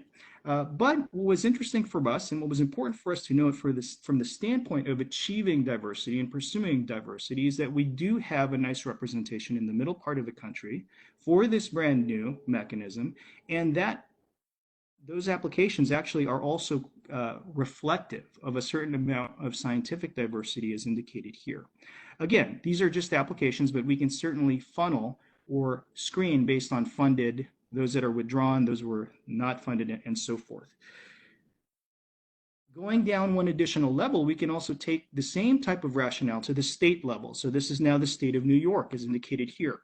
If you were to click on that particular state, you can see the institutions within the state that have submitted applications to these funding opportunities. You will see also that the fields of science have now decreased, right? The number of fields of science that are represented by the institutions on the left are indicated in the middle panel. The fields aligned to these particular areas of science are indicated on the right panel. And down here are the actual institutions, the actual grant application numbers, the principal investigators, and so forth. This is linked to the internal NIH system that tracks these particular types of parameters. So we can actually click on any one of these and it'll take you to the internal NIH system that actually tracks these particular parameters. From the state, we can also go down to the level of single institutions. So these are now applications from Cornell University. So we can see that there are 34 of them. You can see that the representative fields of those applications are indicated in the middle, and everything else pretty much stays the same. So what kind of organizational impact have we had by creating this sort of data visualization and pursuit type of a strategy, by actually functionalizing our strategic plan and creating a system wherein we can draw data from representative programs and then subsequently determine both progress and achievement? Well, we have been able, through MIRA, since I was talking about the R35 mechanism, let me stick with that. We have been able, through the implementation, the correct implementation of that program, to basically recoup a certain number of funds that we have reallocated for to other mechanisms that also support investigator-initiated research that have resulted in a record number of grantees being funded in FY19. So when I started, we had approximately 3,400 unique awards. We now have 4,216 unique awards because we have been able to recoup and subsequently reappropriate, if you will, or redirect some of those resources, all serving the general scientific community. We have also increased the number of early career investigators supported by 129%, so 204 awards versus 89 awards. If you were to look at those awards, we have also been able to decrease successfully by 1.3 years on average the age at which researchers who through MIRA receive their first major NIH award, and thereby transition or take the first steps towards transitioning to career independence. In fact, it's 37.5 versus 38.8 years. Our goal as we move forward is to basically get this age at which individuals receive their first NIH award and therefore transition to career independence down to 35, because we believe as an organization that it has tremendous impact on our ability to recruit, retain, and subsequently support the best science by doing that through the best scientists. Goal 4, I mentioned, was communication, communication, communication. And so even outside scientific circles, we have taken the opportunity to be able to promote why we do what we do and why we view strategic planning the way we do through other non-scientific publications. This is a publication that was put out in October of 2019 that deals with government executives. It goes to government executives throughout the federal system. In fact, it highlighted specific segments of our strategic plan and demonstrated functional, what I call functional strategic planning. We also published some of our data in peer-reviewed journals. This is a very similar representation to the one you just saw for our 35 MIRA mechanism, but this now has to do with our SBIR and STTR portfolio. This is a graphic that was published when we did an analysis that stemmed from our strategic plan, and we published 2 articles in the journal Evaluation and Program Planning. Again, this is a very similar sort of depiction of what you saw with our R35, perhaps a little bit less densely populated in the central part of the country. And certainly you can see here that they're in the coastal areas, we certainly still have a large proportion of SBIR and STTR applications. So looking at this, one could have the reaction, well, here we are again, we're funding only the coastal areas. But what's intriguing about this, if one were to actually take these data and look more in depth at them, you will see that these clusters actually of successful SBIR, STTR organizations actually cluster around major research intensive institutions. In other words, where there is the opportunity potentially to create academic partnerships and with those of small business, that these organizations actually tend to have a more positive type of survivability. I'm not saying it's a causative factor, but it is something that we noticed through our analysis, through the data that we collected through our strategic planning process and our tracking process. And so it is something that we're looking at more carefully. Is proximity to an academic institution a factor in the success of SBCs? That's something that we would like to know about, and that's something that we would like to look further into, and we are in fact actively doing that. We were also featured in the Optimize NIH newsletter. In fact, the Department of Health and Human Services, the Office of the Deputy Secretary, saw the dashboard that I had just demonstrated and was very interested in creating a similar tracking dashboard for their organizational transformation efforts. And in fact, we assisted the Office of the Deputy Secretary to create a similar dashboard and tracking methodology for major department-wide reorganizational initiatives. This is just a snapshot, and I just wanted to show this because, again, goal 4 of our strategic plan is communication, communication, communication. So it's not actually only going and performing these sorts of activities, but communicating what the results of these activities are and in sharing the information and the rationale behind them. So this is one instance where the Office of the Deputy Secretary of HHS created a tracking dashboard to track their own departmental reorganization efforts as well. So let me stop there. What I wanted to be able to do just in the, again, half an hour or less is basically give you a flavor of how we view strategic planning at NIGMS. This hopefully illustrates the fact that how we view strategic planning is very, very different from the simple creation of a document that then sits on a shelf that contains nice pictures. What we're actually doing is using our strategic plan as both a visionary document and an action-based document that is informed by data for the purposes of demonstrating accountability to ourselves, to all of you as members of the scientific community, to the American public, and to the American taxpayer. And with that, let me stop, and I'd be happy to take any questions that you might have. Thank you. Great. Thank you, Richard. Appreciate the really thoughtful presentation. Does anyone on the council have any questions for Richard?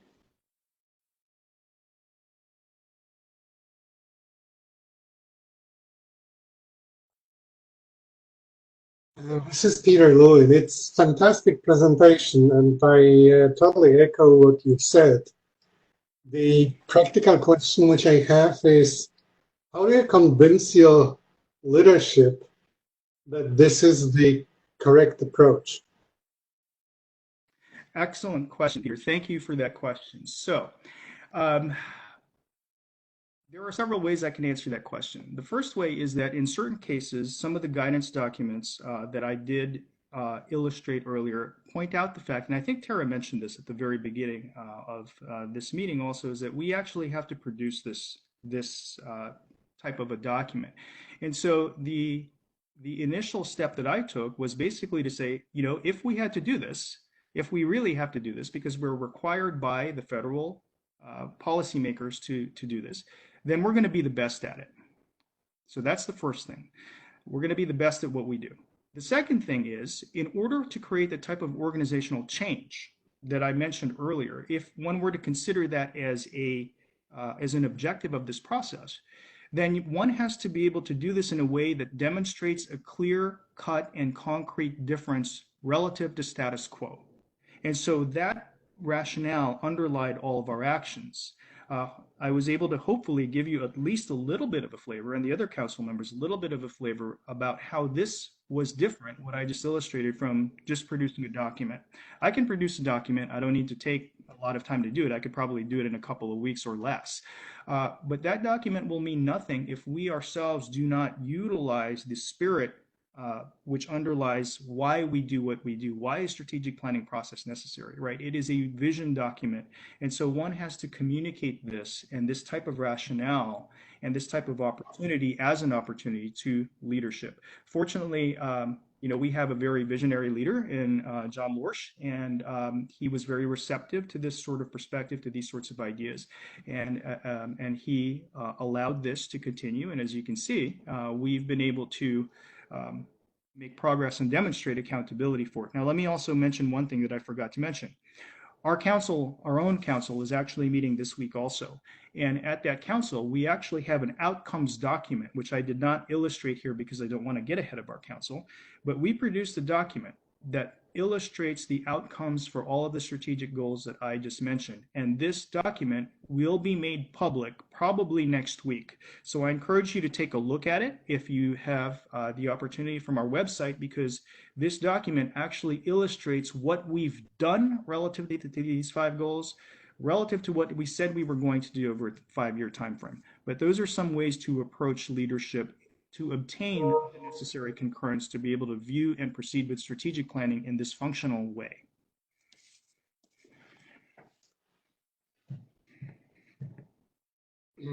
Well, my only comment is that I wish that everybody's leadership was so holistically oriented.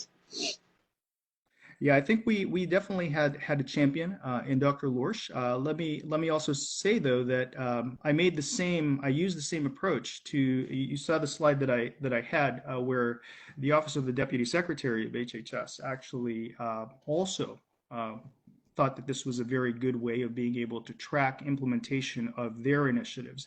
So I was able to utilize the same approach and obtain the necessary concurrence from them to be able to proceed with this as well. And hopefully they're pleased with it. But yes, obtaining leadership support is absolutely critical, but one has to also demonstrate something in return. So with the implementation and the creation of all of this, plus now the release publicly of the outcomes document that I was referencing, hopefully that gives people a certain degree of confidence that we are actually on the right path.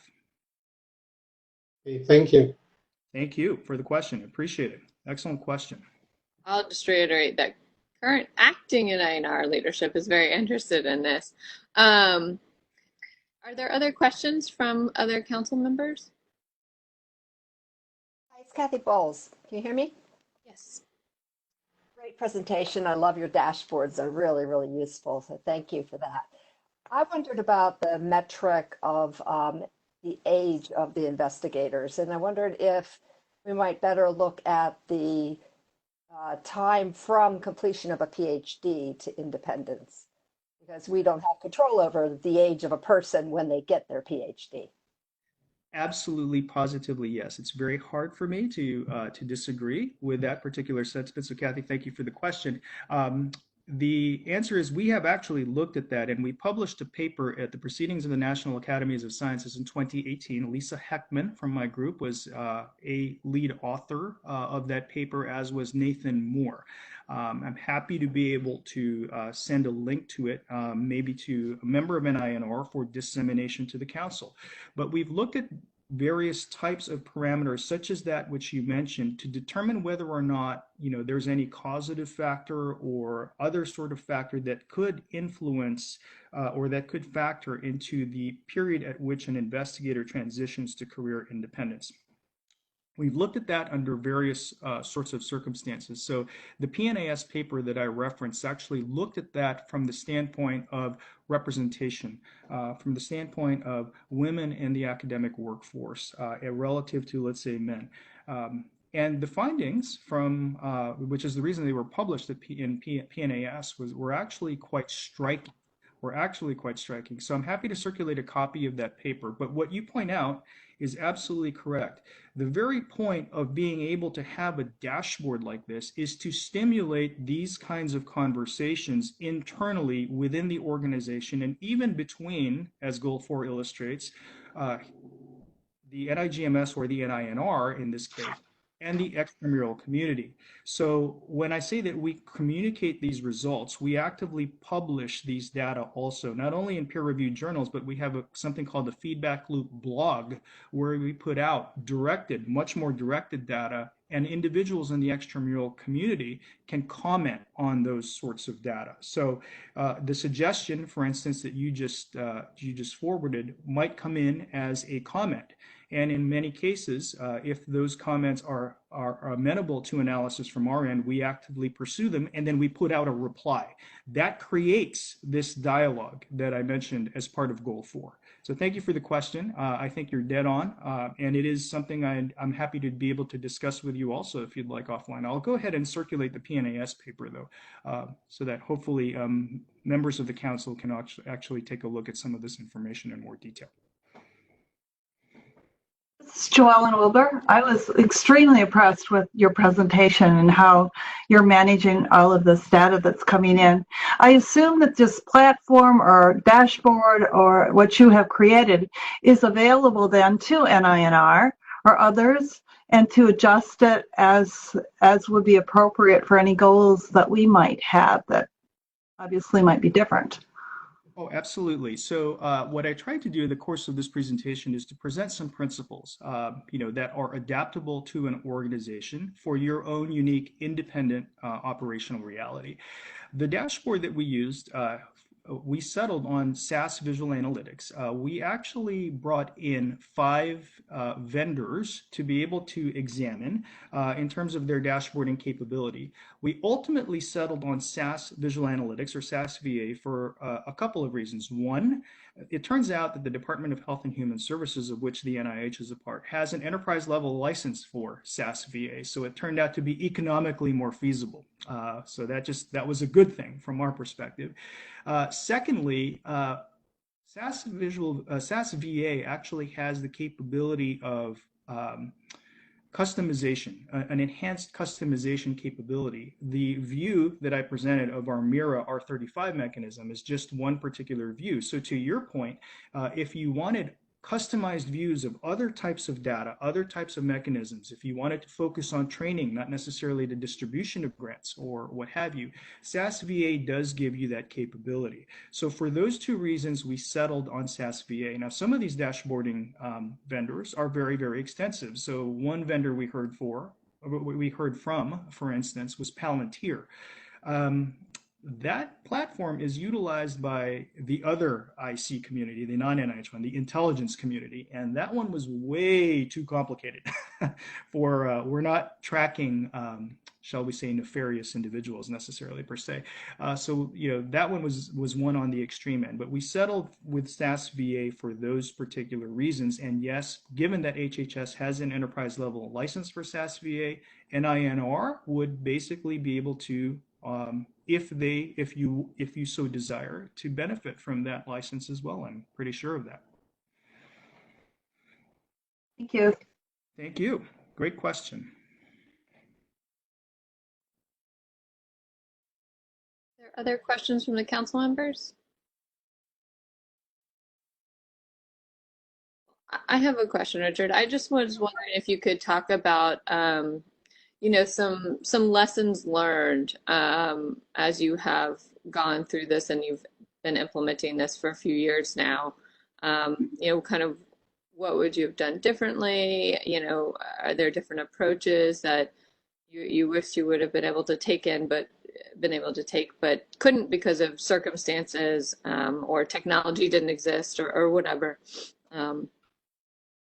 Yeah, so I think the first lesson is, it's funny you should ask, Tara. So the government executive article that I referenced earlier, actually at the very bottom of that article, which I'm also happy to circulate to the group, we published our best practices and lessons learned. So it's actually contained in there. So let me highlight some of the things in that article. One, I mentioned this very briefly in passing in my presentation, but one, strategic planning cannot be seen as an island in and of itself, right? Most people just say, okay, it's a strategic plan, we're going to produce a document, and then we never look at it again. We reference it on occasion, maybe.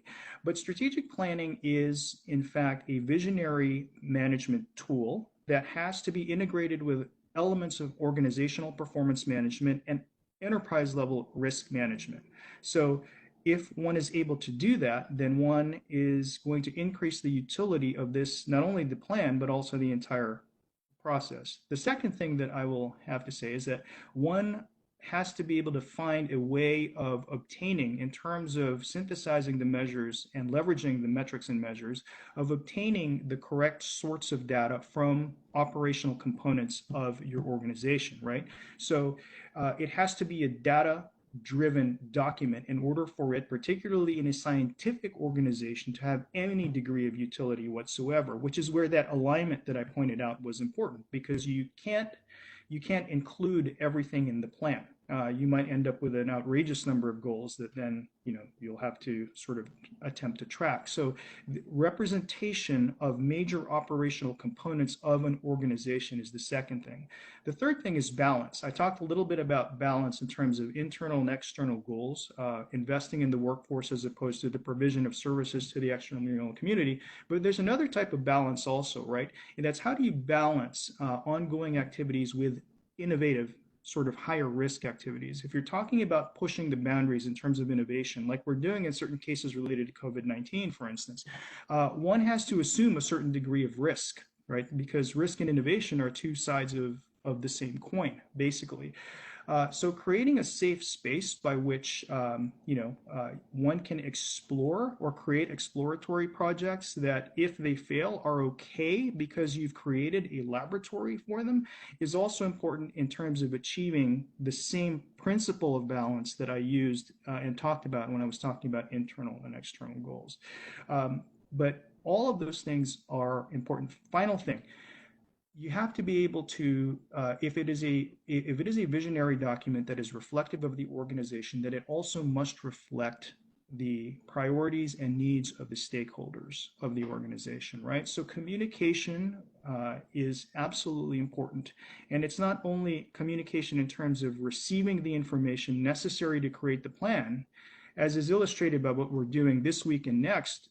It's also the ability to show and demonstrate to the extramural community and to others that you have actually used the information for management decisions, for better management decisions, right? It's that accountability factor.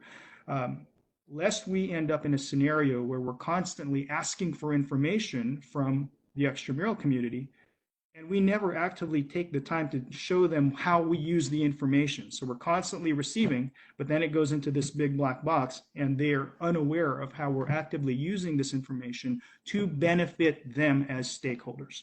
So those are some principles and lessons learned that I would sort of forward for your consideration. All right. Can I just have a very brief question before noon? Sure. So here is something which I would like to hear your opinion about. So COVID-19 or pandemics totally changed the whole thing, how we are going to do research, when we go back to do it. And some of the industries, some of your partners may not exist here anymore when the whole thing is over, and hopefully when we have a vaccine and we'll meet together. So how do you account for that? Because I'm pretty sure that whatever you published had nothing to do, or it was all pre-pandemic event. So this is why it's important to also have a certain degree of enterprise risk management infused into your strategic plan, because part of, and this is why I view the strategic planning process as part of a larger organizational management process, and I called it active versus passive management. A part of that process has to do with organizational adaptability. So science and technology, as you know, is not, and never has been, I would argue respectfully, a static field. There are unexpected things that come all the time, right? So we build that into our thought process from the very, very beginning whenever we are A, synthesizing a new strategic plan that is representative of our organizational vision and our organizational values and our organizational operations, and B, when we track it, which is why, if needed, if there is a priority change as a consequence of something disappearing, something appearing, something reappearing that we didn't anticipate, that the ability of the organization to adapt to that change actually is infused into our active management process. So you referenced COVID. There was a call that was put out and Tara, I think you might have referenced this at Trans NIH call that was put out for COVID-related diagnostics recently. We had a very, very few, if any at all, at the time prior to the COVID situation, projects associated with that. What we did internally as a consequence of that was we spun and began to identify certain projects that are focused on our mission area, which is basic sciences, but that could potentially have relevance to the development of diagnostics for COVID-19. And we submitted these projects in response to this call for consideration of inclusion and funding through other elements of the NIH, like the NIBIB. But this was something that we were able to do very quickly because of the fact that we had the data infrastructure and processes in place to be able to examine various types of projects to determine their relevancy, even if we didn't necessarily categorize all of them, in this case, as COVID-19 related.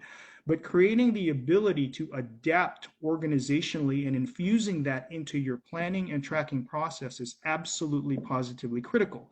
That is also why you have enterprise risk management, because it's usually not the things that you're aware of that could potentially impact your organization. It's those things that you are not aware of that you might not have under your full control that usually do end up impacting your organization. So identifying those things proactively as opposed to reactively gives you a step up and the ability to handle them. But organizational adaptability has to be a part of this process. It has to be. Right. Thank you. Thank you. Appreciate the question. All right.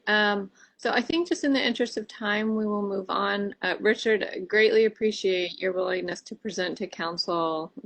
Really interesting presentation and something I think gives us a lot to think about. So thanks for taking time to come speak with us today. Thank you all very much. Stay safe and stay healthy. Take care. Great. So just council members, we are of course over on the time that we were supposed to have the break, but what I will offer is that, we should just move forward and continue in the interest of time on to John Grayson's presentation. And if you need a break, obviously, mute yourself, turn off your camera, and take the break that you need. So I'm going to turn it over right now to Dr. Jessica Gill to introduce John. Great, thank you, Tara. And again, welcome to everybody. It's a long day, but it's great that we're all here together and getting this done in the best way we can. So I'd like to introduce Dr. John Grayson, who will be presenting on the development of the strategic plan, which he's been doing over the last 6 months. Dr. Grayson is in our Division of Science Policy and Public Liaison. He's currently the Chief of the Office of Science Policy and Legislation. And with that brief introduction, I'll go ahead and turn it over to him in the means of keeping us on time. Go ahead, John.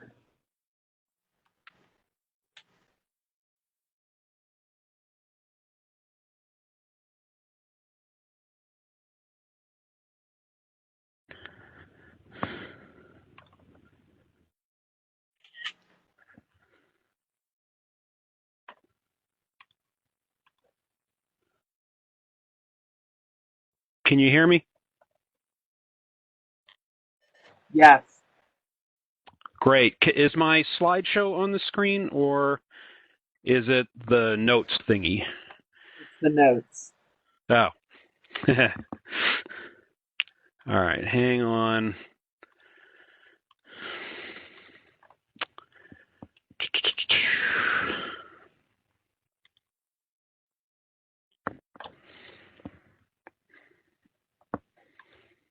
Nope.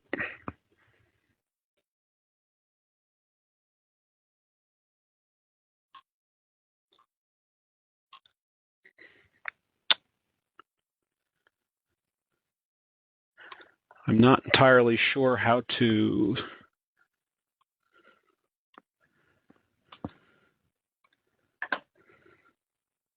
John, why don't I share your slides and you can just let me know when to advance them. How's this? No, that's still not correct. How about that? There you go. Okay, great. Sorry about that.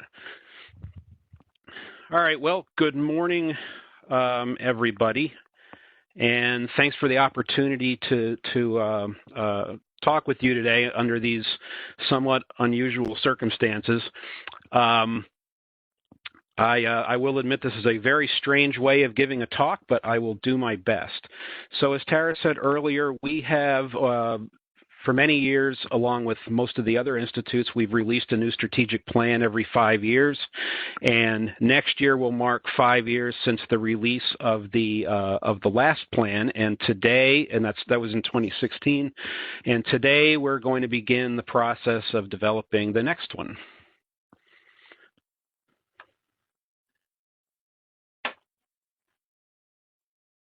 There we go. So very quick overview of this talk. And let me move that. Okay, hopefully that's better. So a very quick overview of the talk. We'll talk about, I'll present an overview of our current plan and sort of a very high level analysis of our portfolio. And you know, as this process goes along, we will we'll be considering all of our data in much more detail. So yeah, very high level overview of the portfolio. I'll talk a little bit about the NIH strategic plan template. All of the ICs are now required to follow sort of a broad template for strategic plans, and we'll talk a little bit about that. Like Tara said, we'll go over the timeline that we're thinking about for the next plan, and then most importantly, we want to hear from all of you to get your initial input on what should be in our next strategic plan. So I'm sure you're all familiar with what is in our current plan. We have 4 main focus areas: symptom science, wellness, self-management, and end-of-life and palliative care. We also have 2 cross-cutting areas: technology and training, that cut across all 4 of the main focus areas. And then also in that plan, for the first time, we briefly talked about stewardship, which is basically how we do our jobs here at the Institute.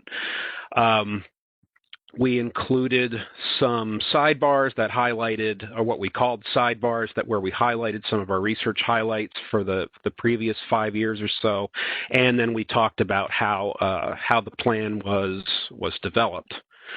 So very quickly, the development process. We actually started the process in late 2013, which ended with the release of the plan in September 2016. So that was a rather long process, and we're definitely planning on expediting it this time, so it doesn't take 3 years. One of the main strategies we used to do the plan, or to inform the plan, was what we called the Innovative Questions Initiative. And it was a 2-pronged approach that combined, I think we held 5 or 6 meetings with large groups of experts on topics such as symptom science, genetics, health promotion, and end-of-life and palliative care, where we brought them all to Bethesda, and everyone sat around a table and basically proposed and debated interesting research questions for that we could use in the future, and those were fantastic meetings. We also set up a public website where anyone could submit their own ideas and comment on other people's ideas. It's sort of a crowdsourcing effort. And we also got some great feedback from that. And then NINR staff basically wrote the plan, and we released it for public comment in early 2016, and then it was published later that year. So that's the old plan. Now, what have we done with it?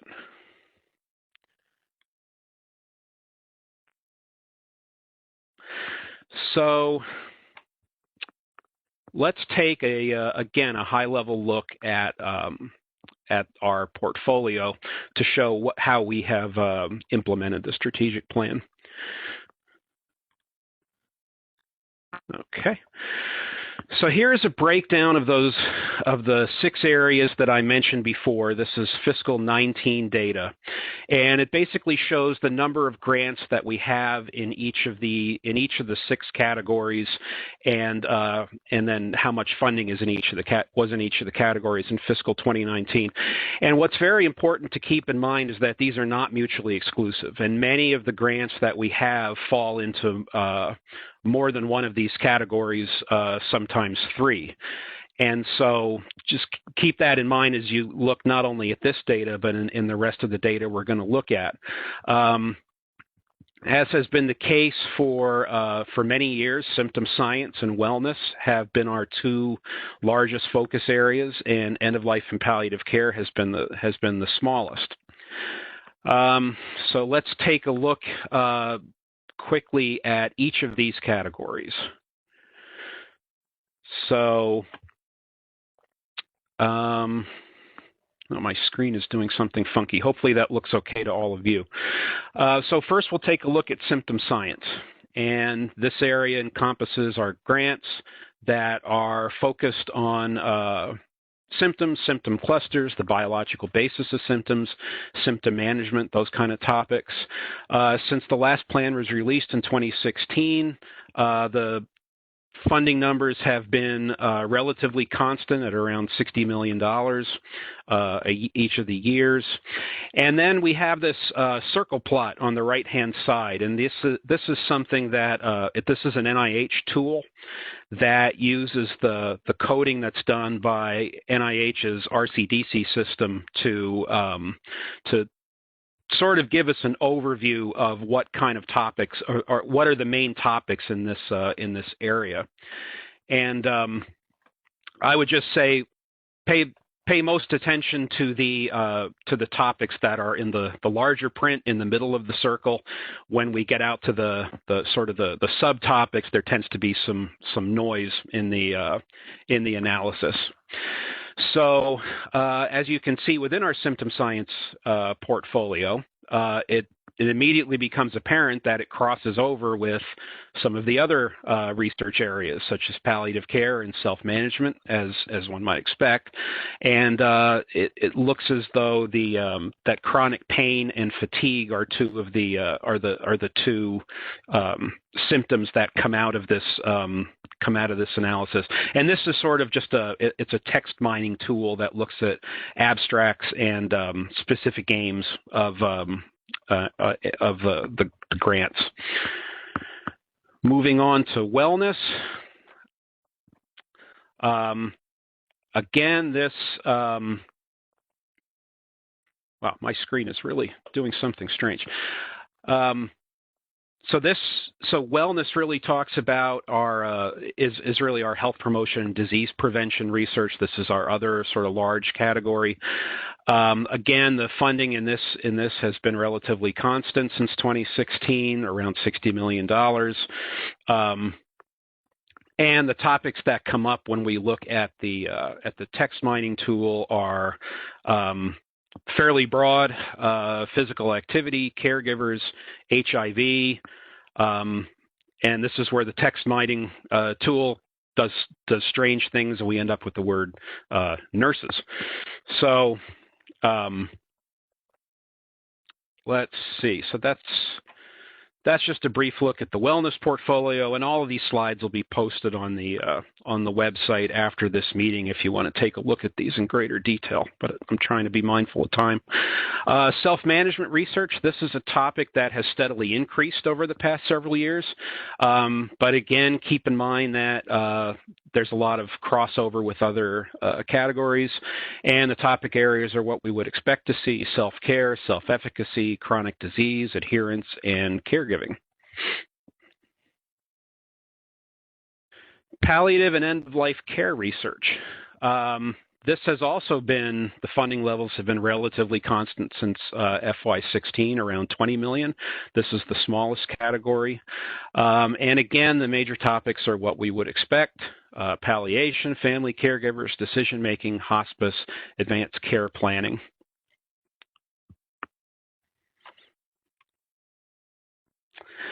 For our technology portfolio, this includes most of our SBIR projects, along with other areas such as mHealth and electronic health records. This has been, again, relatively consistent, around $40 million.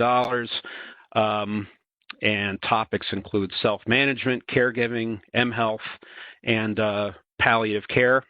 And then again, specifically calls out nurses. And then training and career development, which is, we are still, I believe, as a percentage of budget, the #2 institute at NIH for the percentage of our budget that's devoted to training. And as Richard mentioned earlier, I think NIGMS is #1, and it's been like that for as long as I can remember. So our training efforts, again, both in terms of funding and in terms of number of projects, have been relatively consistent. There was a dip between 2017 and 2018 that caused us some concern, but hopefully that's heading back in the right direction. And in terms of training topics, because training grants are not are written in a slightly different format than others, the text mining can be a little bit funky, and that's why NINR comes up as one of the areas, so I wouldn't pay too much attention to that. So what else can we say about our current portfolio? These are so each of these bars represents one of the NIH Institute, and it's shown as what percent of the total budget of the IC, according to this automated text mining system, what percentage of the budget goes to clinical research. So this, according to RCDC, we're second at NIH at 63%. That's about twice what the NIH average is, which is not surprising. But that's the official number. Our own internal coding demonstrates that the percentage is actually quite a bit higher than 63%. But 63% is the number we have to go with, because that's the official number. But so not surprisingly, we have a very clinical heavy portfolio, and that's one of the things that makes us unique at NIH and gives us our own unique mission. We can also look at the major topics of the publications that have cited our grants that were published between 2015 and 2019. And this uses MESH headings, which is a fairly standard index that of codes that get assigned to publications. It's what Medline uses to index articles, and the top 10 topics are shown here on the slide.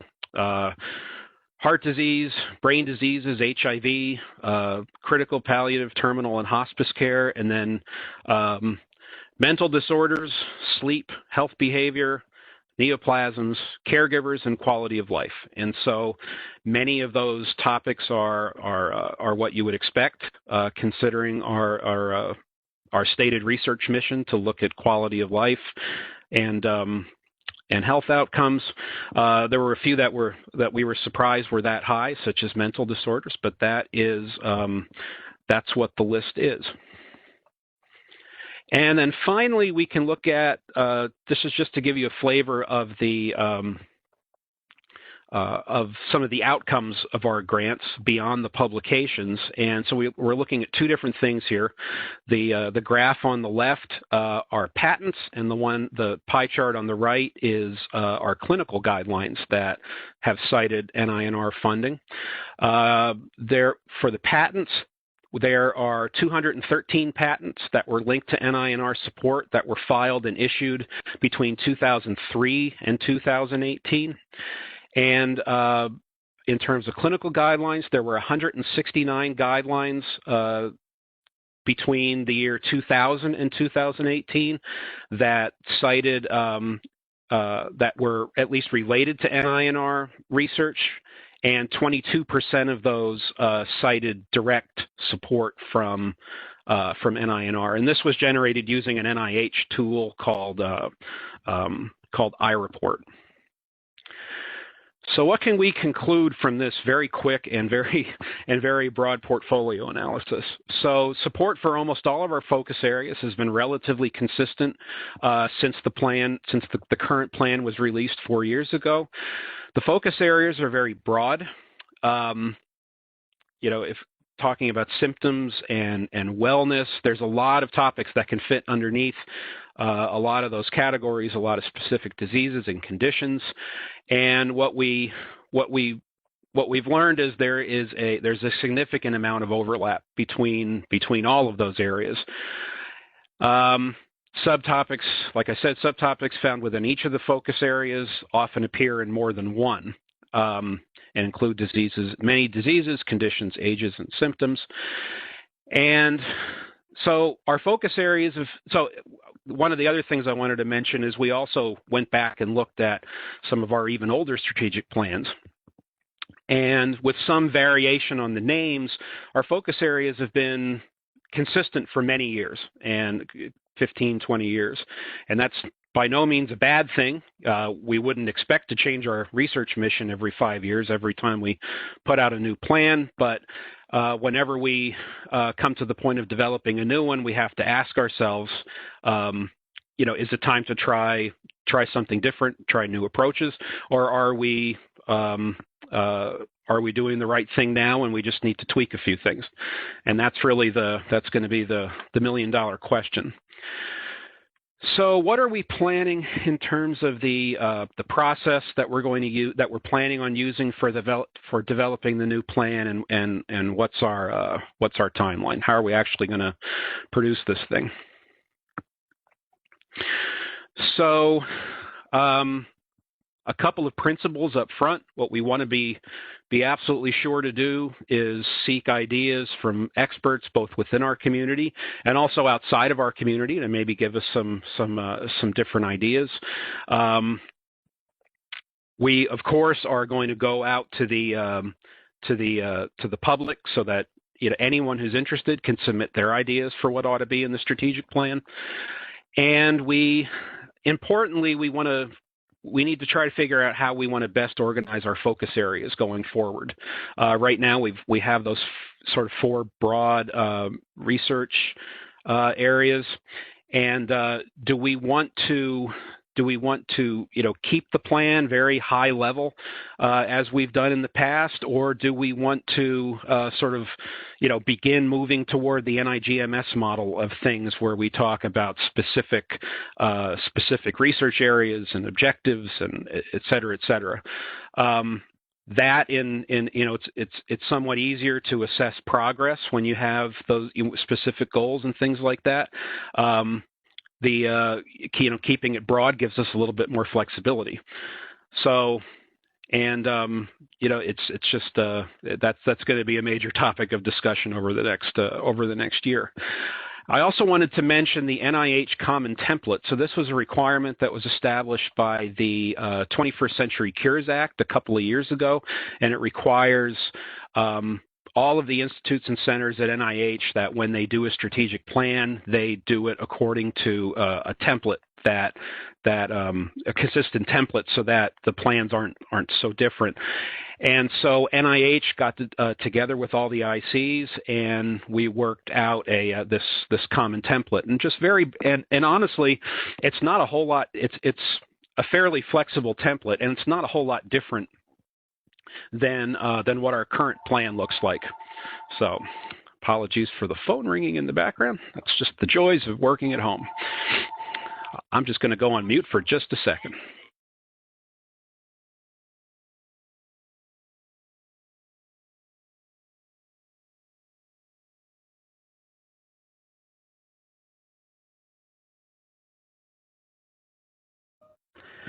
And we're back. That, of course, was a robocall.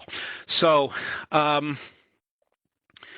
like I said, it's very similar to, it's not a whole lot different from our current plan in terms of what it has to include. There are some new requirements this time that we have to make sure we address. We have to specifically address our efforts in women's health and health disparities research. So, and this again is required by the Cures Act, and so we will certainly be doing that. And we will have to sort of elaborate on the stewardship aspect of the plan in terms of how we best manage our science. I think the last plan had maybe a paragraph, so we're going to have to do more than that this time. And then metrics. So again, you know, we all heard Richard's presentation before, so we need to start moving in that direction of using specific metrics in order to help management the portfolio. We need to describe our approaches to priority setting, assessing outputs and outcomes, forming partnerships, and then also we have to address risk management. This is all according to the common template. And then very quickly, I thought I'd include some examples of how a couple other ICs have implemented this new requirement for the template. We heard NIGMS earlier. This is NICHD. It was just published this year. They included 5 larger research themes, and within each theme, there are some very specific objectives. And just as an example, under objective number 3 here, I included those subtopics, and it's something similar for each of the 5 research themes. They also included in the plan aspirational goals, stewardship, and then management and accountability. And then there was another plan that came out relatively recently. This is from the Office of Research on Women's Health, and this serves as the trans NIH strategic plan for women's health research. And this isn't a perfect comparison to ours because this is a trans NIH plan and is understandably going to be very broad. But it's interesting what they included in their plan that we have typically not in the past. And they specifically highlighted method development, dissemination and implementation of evidence, and evaluation of research. And I know under dissemination and implementation, I know that there was a big emphasis on communications as well. So those are just a couple of examples. There's actually quite a few ICs that are writing strategic plans at the same time we are. So we're all kind of sharing notes on how we're going about doing it. So one other thing I wanted to mention, and I think it's worth reminding ourselves of this every now and then. This is the actual language from the Public Health Service Act that establishes NINR and gives us our mission. This is from Title IV of the Public Health Service Act. And it says that the purpose of the NINR is the conduct and support of and dissemination of information respecting basic and clinical nursing research, training, and other programs in patient care research. And so whenever we think about what we're going to do in the future, we always need to remember what Congress has told us we should be doing. So a timeline. How are we planning on completing this? So internally, we started discussing this back in December 2019 about how we wanted to proceed. Back in January, we put together a working group amongst the NINR staff to start working out a process and to gather initial thoughts on how we want to proceed with the plan. Today, we're kicking off the process with a presentation to all of you. Over the summer, we're going to be putting together the framework for the plan or an outline or whatever you want to call it to sort of get our thoughts together on what should be, what the major topic areas should be, how we want to structure it. And then that framework will be discussed and presented to the council in September, hopefully in person, but we'll see. And then in the fall of 2020, we're going to be putting out an RFI, a request for information, to the world to get their input and feedback on what is in that framework and what did we miss and what do we have too much of and all that kind of good stuff. And then once we have the data in from the RFI during the winter and spring, we're going to be drafting the text of the plan. We'll hopefully give the council an update in January of 2021, and then sometime in the spring or summer of 2021, we will put this out on the street. And so that pretty much wraps up what I was talking, and now we're going to hopefully move into the most important part of this, and that's hearing from all of you. This might be a little more challenging in this virtual format, but we'll see how this goes. And so as we look forward to developing the new plan, we need to use data such as what I presented earlier. Ask ourselves the question, what's working, what is not? What new areas are coming in the future, and are we positioned to capitalize on them?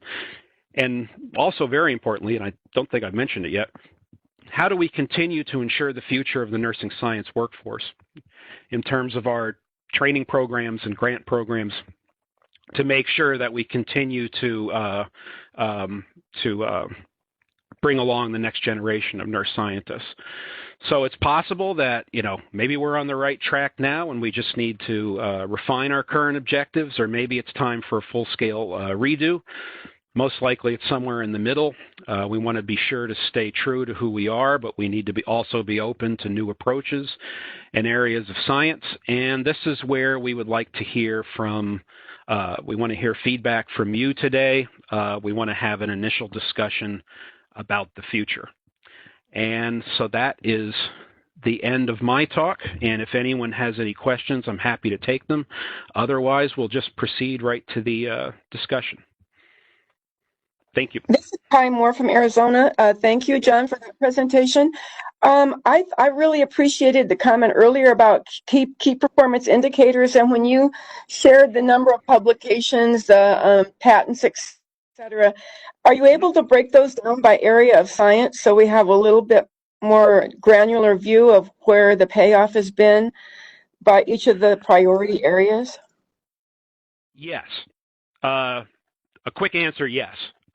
We should be able to do that. We can, we would simply take the list of grants that we have in a certain area, say symptom science, and run it through that tool and see what publications come out at the end. So yes, we are able to do that. Okay. Thank you. I have a quick question, and this might be more appropriate for Tara, but I'm kind of interested in learning, how does the timeline for the development of the strategic plan correlate with the hiring of a new director?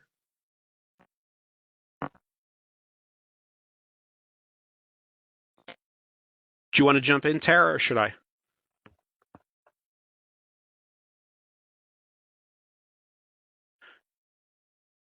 So I'll just jump in here. So the plan would be, we want to be sure to have the process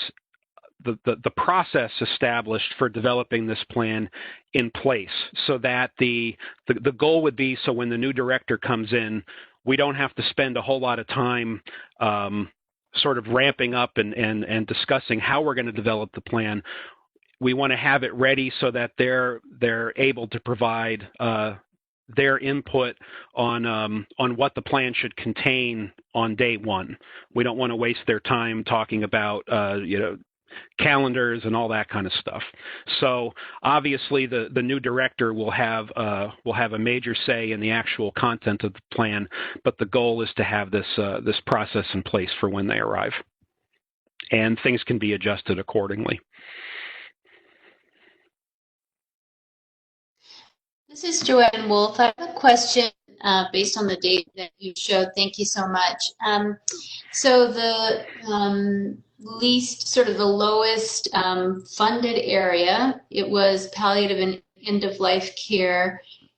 Is that determined by the strategic plan? Is it determined by the number of sort of applications that come in? How do the different funding levels get delineated based on what is planned? So the strategic plan itself is silent in terms of what areas should be the highest and lowest funded. It's really more of a sort of a broad visioning statement. The funding areas, honestly, are more determined by what we've always done. Rightly or wrongly, that's what it is. Symptom science and wellness have always been the highest funded, and end of life has always been the lowest. That's just kind of how it worked out. I wish I had a better answer than that, but that's the truth. This is Rita Pickler. Thank you again for your presentation. I thought it was really interesting. And I'm wondering if Joanne's question maybe has to do with the fact that there are either more applications in those other areas, which perhaps is the case, or perhaps, and again, what gets funded is also, I think, a function of how things get reviewed.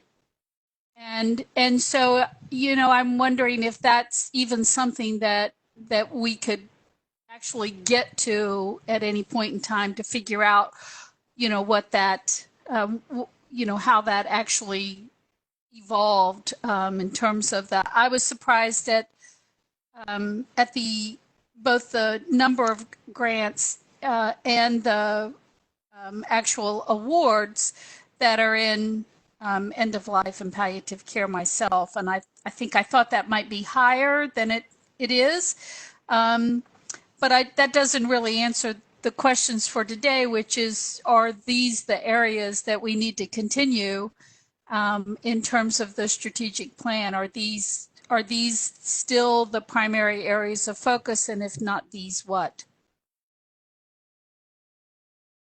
Right. Excuse me. So this is Peter Lewin. Can I jump in with my engineering background and asking a question about the support of technology-oriented projects? Let me tell you where I'm coming from. So I think that the concepts of any technology which could be used with telehealth modalities and so on is very useful when it comes with the concept which is created by the nurse. And because those are the people who are interacting with the end users, which is patients. And I think that the current COVID pandemic clearly highlights the significance of developing medical devices that could be used safely and remotely, both as diagnostic devices and therapeutic devices. So here is a fantastic opportunity even to address the palliative care by using this approach. Would you comment on that? Sure. So obviously we've all gained a new appreciation for any aspect of telehealth and telemedicine over the last few weeks. I know I've been a part of 2 or 3 of those appointments now, and it's worked surprisingly well. But anyway, so telehealth has been something that has been a part of our technology portfolio since I can remember, and it's just evolved over time. I don't see, and that's really for all aspects of our portfolio, including wellness, palliative care. And it's something that I would certainly anticipate getting that we continue in the future to some extent, and to just continue to enhance the techniques that we have that or continue to enhance the research we've been supporting over the years. So so yes, that's always been a big area for us, and I'm sure it will be going forward. Yeah, but yeah, referring this is Nana Montano. I have a question regarding your timeline. Yes. You said this started in 2019, and by fall 2020, you expect to have public input. So where does all the, the other issues you pointed out, the coming up with innovative questions, the meeting with experts, all of that happens, and how? Yeah, so I should be more clear about that. I cannot believe that phone is ringing again. Hang on.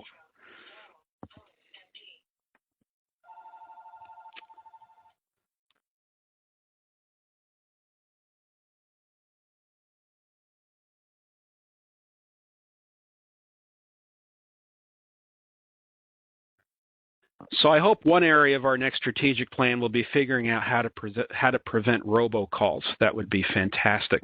But let me be more specific about the Innovative Questions Initiative. That was something we decided to use for the last strategic plan. We're not planning on doing something that elaborate for this plan. We think there might be better ways to do that. Either working through just obtaining input through the website and through public comment and things like that, rather than fly a couple hundred people to Bethesda. And especially considering everything going on right now, I don't know that we'd want to be convening meetings. So that's sort of how we're addressing that with the timeline. We're not planning on doing an initiative like the Innovative Questions to that large of an extent this time. We don't want the process to take 3 years. What would be the input from the advisory council besides what we're doing today?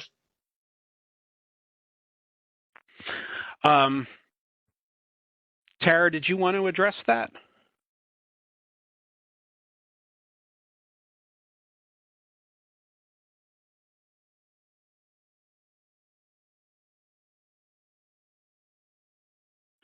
So I don't hear Tara right now. So something else that we realized as we were going through our last few strategic plan processes is that the council did not have a major obvious role in providing input at various stages of the process.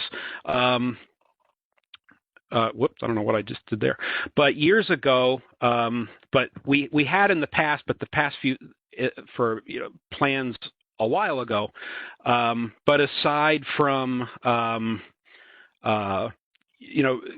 being sent the plan for comment before it went out, it wasn't a major role. So this time we were planning on correcting that, and to give the council the role it should have in advising us on what the plan should be. And so in addition to providing updates throughout the process during the council meetings, we're considering whether or not it would be beneficial to put together a council work group to advise us on the plan as it goes along, to provide us with real-time input. Are we doing the right thing, or are we not doing the right thing? And so that's something that we're hopefully planning on doing, and that we're talking about right now. So this is Debra Griffin, and this relates to the council and some of the activities that we've been involved in. We've been involved every May in concept analysis. And it might be helpful to look at what concepts actually lead to grant applications, and then linking that to the funding and science that's developed, because it is a process that takes time, and there are some innovative concepts that we do look at. I don't know if that data would easily be available to analyze and use in the process of strategic planning, just because it is a process that's used for developing areas of focus. Yeah, that's a great idea, and that's something we actually have looked at in the past, and it's data that we can certainly put together and provide as we go forward over the next year. But yes, assessing what's come out of the FOAs is certainly something we're always interested in. So yeah, that's absolutely data we can put together and have. That might be helpful for the next council meeting for people to look at. Okay, we will note that. This is a game at Emory University. First of all, thanks for all your effort. And as I remember, one of the NINR strategic priority was training and career development. And but during your presentation, I saw there was a drop in funding for training and career development in FY 2018. Would you share what happened during the period? So hopefully someone can, and if I say something wrong here, hopefully one of my colleagues can jump in. From what it's important not to spend. It's important not to spend a lot of time looking at those annual increases or decreases or jumps or downward. It's more important to look at the trends.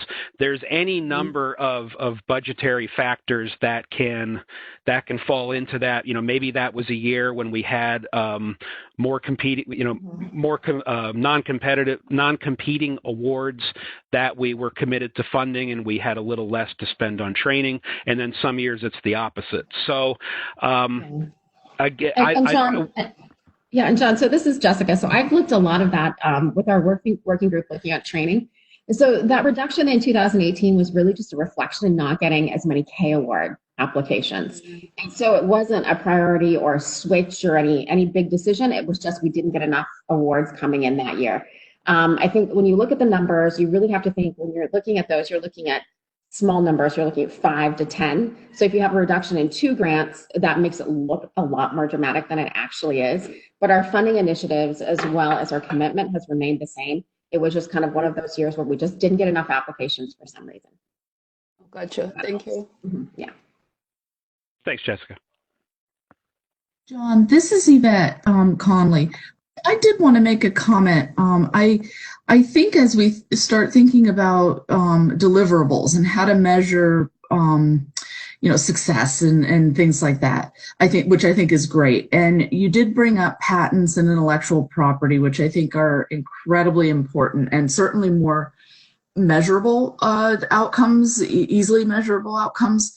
But I think that there's a lot of impactful research and deliverables that's coming out of NINR funded scientists that I think would not be measurable in some of those more concrete ways. So I would encourage us to also think about additional ways that we could have deliverables or measures of success from our NINR funded scientists. I agree, and that is something that my office is constantly thinking about. Is what are other metrics that we could use beyond things like publications and patents and guidelines, and really try to get at that word impact. In what other ways is the research having an impact? And honestly, that's something that all of NIH struggles with, because we're talking about science here, and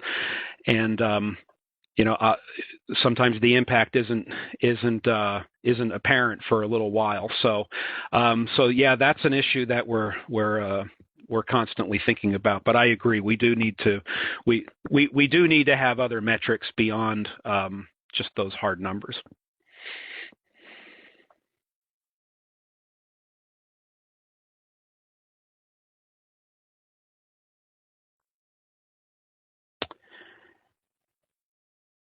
Anybody else?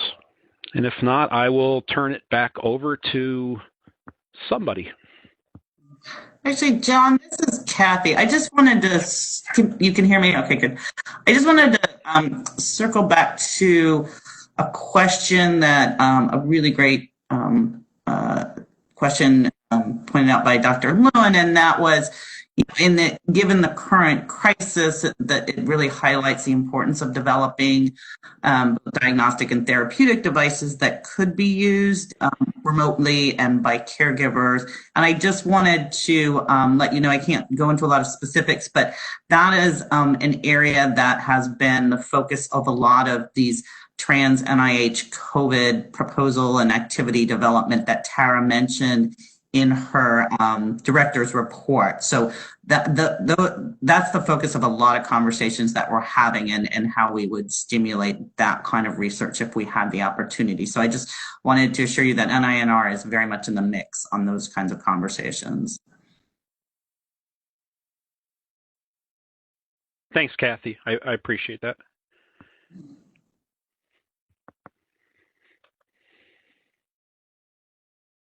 If there are no other questions, I think we're turning it back to Kathy. Okay, everybody can hear me? Yes. Okay, great. Okay, so thanks. So just before we end the open session, I hope all of you had a chance. I know we reviewed the standard operating, right? Sorry, I don't know what it's called. Okay, so the statement of understanding. Sorry, we reviewed the statement of understanding at last January's council, where there were very few, if any, changes. We've now updated that document. It's now called the General Operating Procedures. We did it to be a little more consistent, just in format with other institutes, and we didn't really change a lot of the content, but we did change the structure a bit.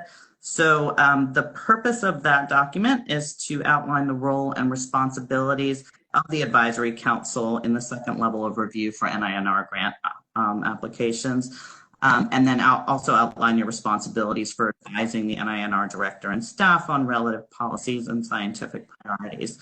So we put in the electronic council book. Hopefully you've had a chance to review it. The content is much the same, but again, just has been reorganized for clarity. It's one change, it's not super significant, and you all are already aware of it, is that we are using the ECB module to review program recommendations for high budget applications prior to the meeting. So we piloted that round. I know there was some confusion at the beginning, but it seemed to have gone pretty well. And obviously we'll talk about that in the session. But that's really the main change that's outlined in the general operating procedures. So other than that, there are no real substantive changes, but I wanted to give you the opportunity to ask questions or comments about the revised document. And so I'll stop there.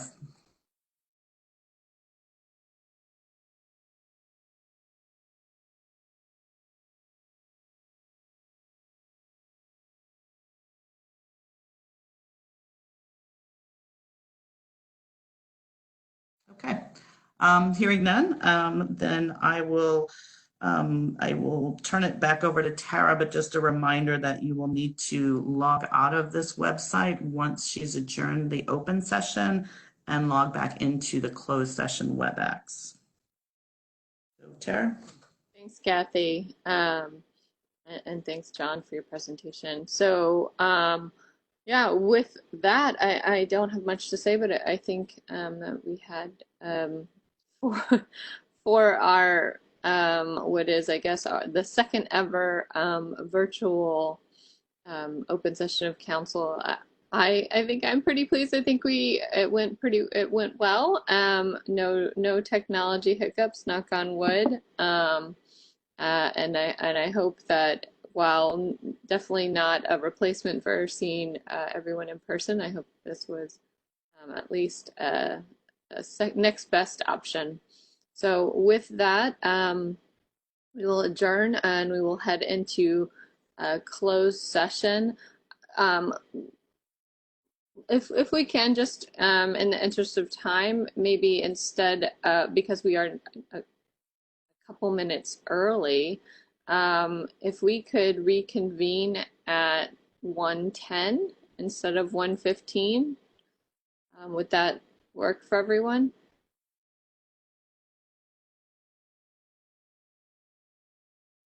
Hearing nothing. Okay. That's good. That sounds good, Tara. Can I ask a question, I think Tara? that's not good. We will be done on time, right? I have a town hall I have to moderate. So I just wanted to confirm we would still be done. We're going to be done on time. Sure, absolutely. And I'm open if you guys want a shorter break, we can have a shorter break, but to ensure that we do get done on time, if not a little early. Thank you. But we need lunch now, so we need to not start until 1:30. Okay. Well, we've been sitting here for hours. Geez. Okay. So can I because I was looking at the wrong time. So if would a 20-minute break suffice? Start at 20 after? Yeah. Well, that's fine. I was gonna say 1:15, but yeah, sure, 20 after. Okay. Right. Does that sound good with everyone? Okay. Yeah, I just think that to have our attention, we need a break. Sure. No, I agree. It definitely should be a break. Okay. Well, we will see you then at 1:20, and you should have the WebEx information to log into closed session.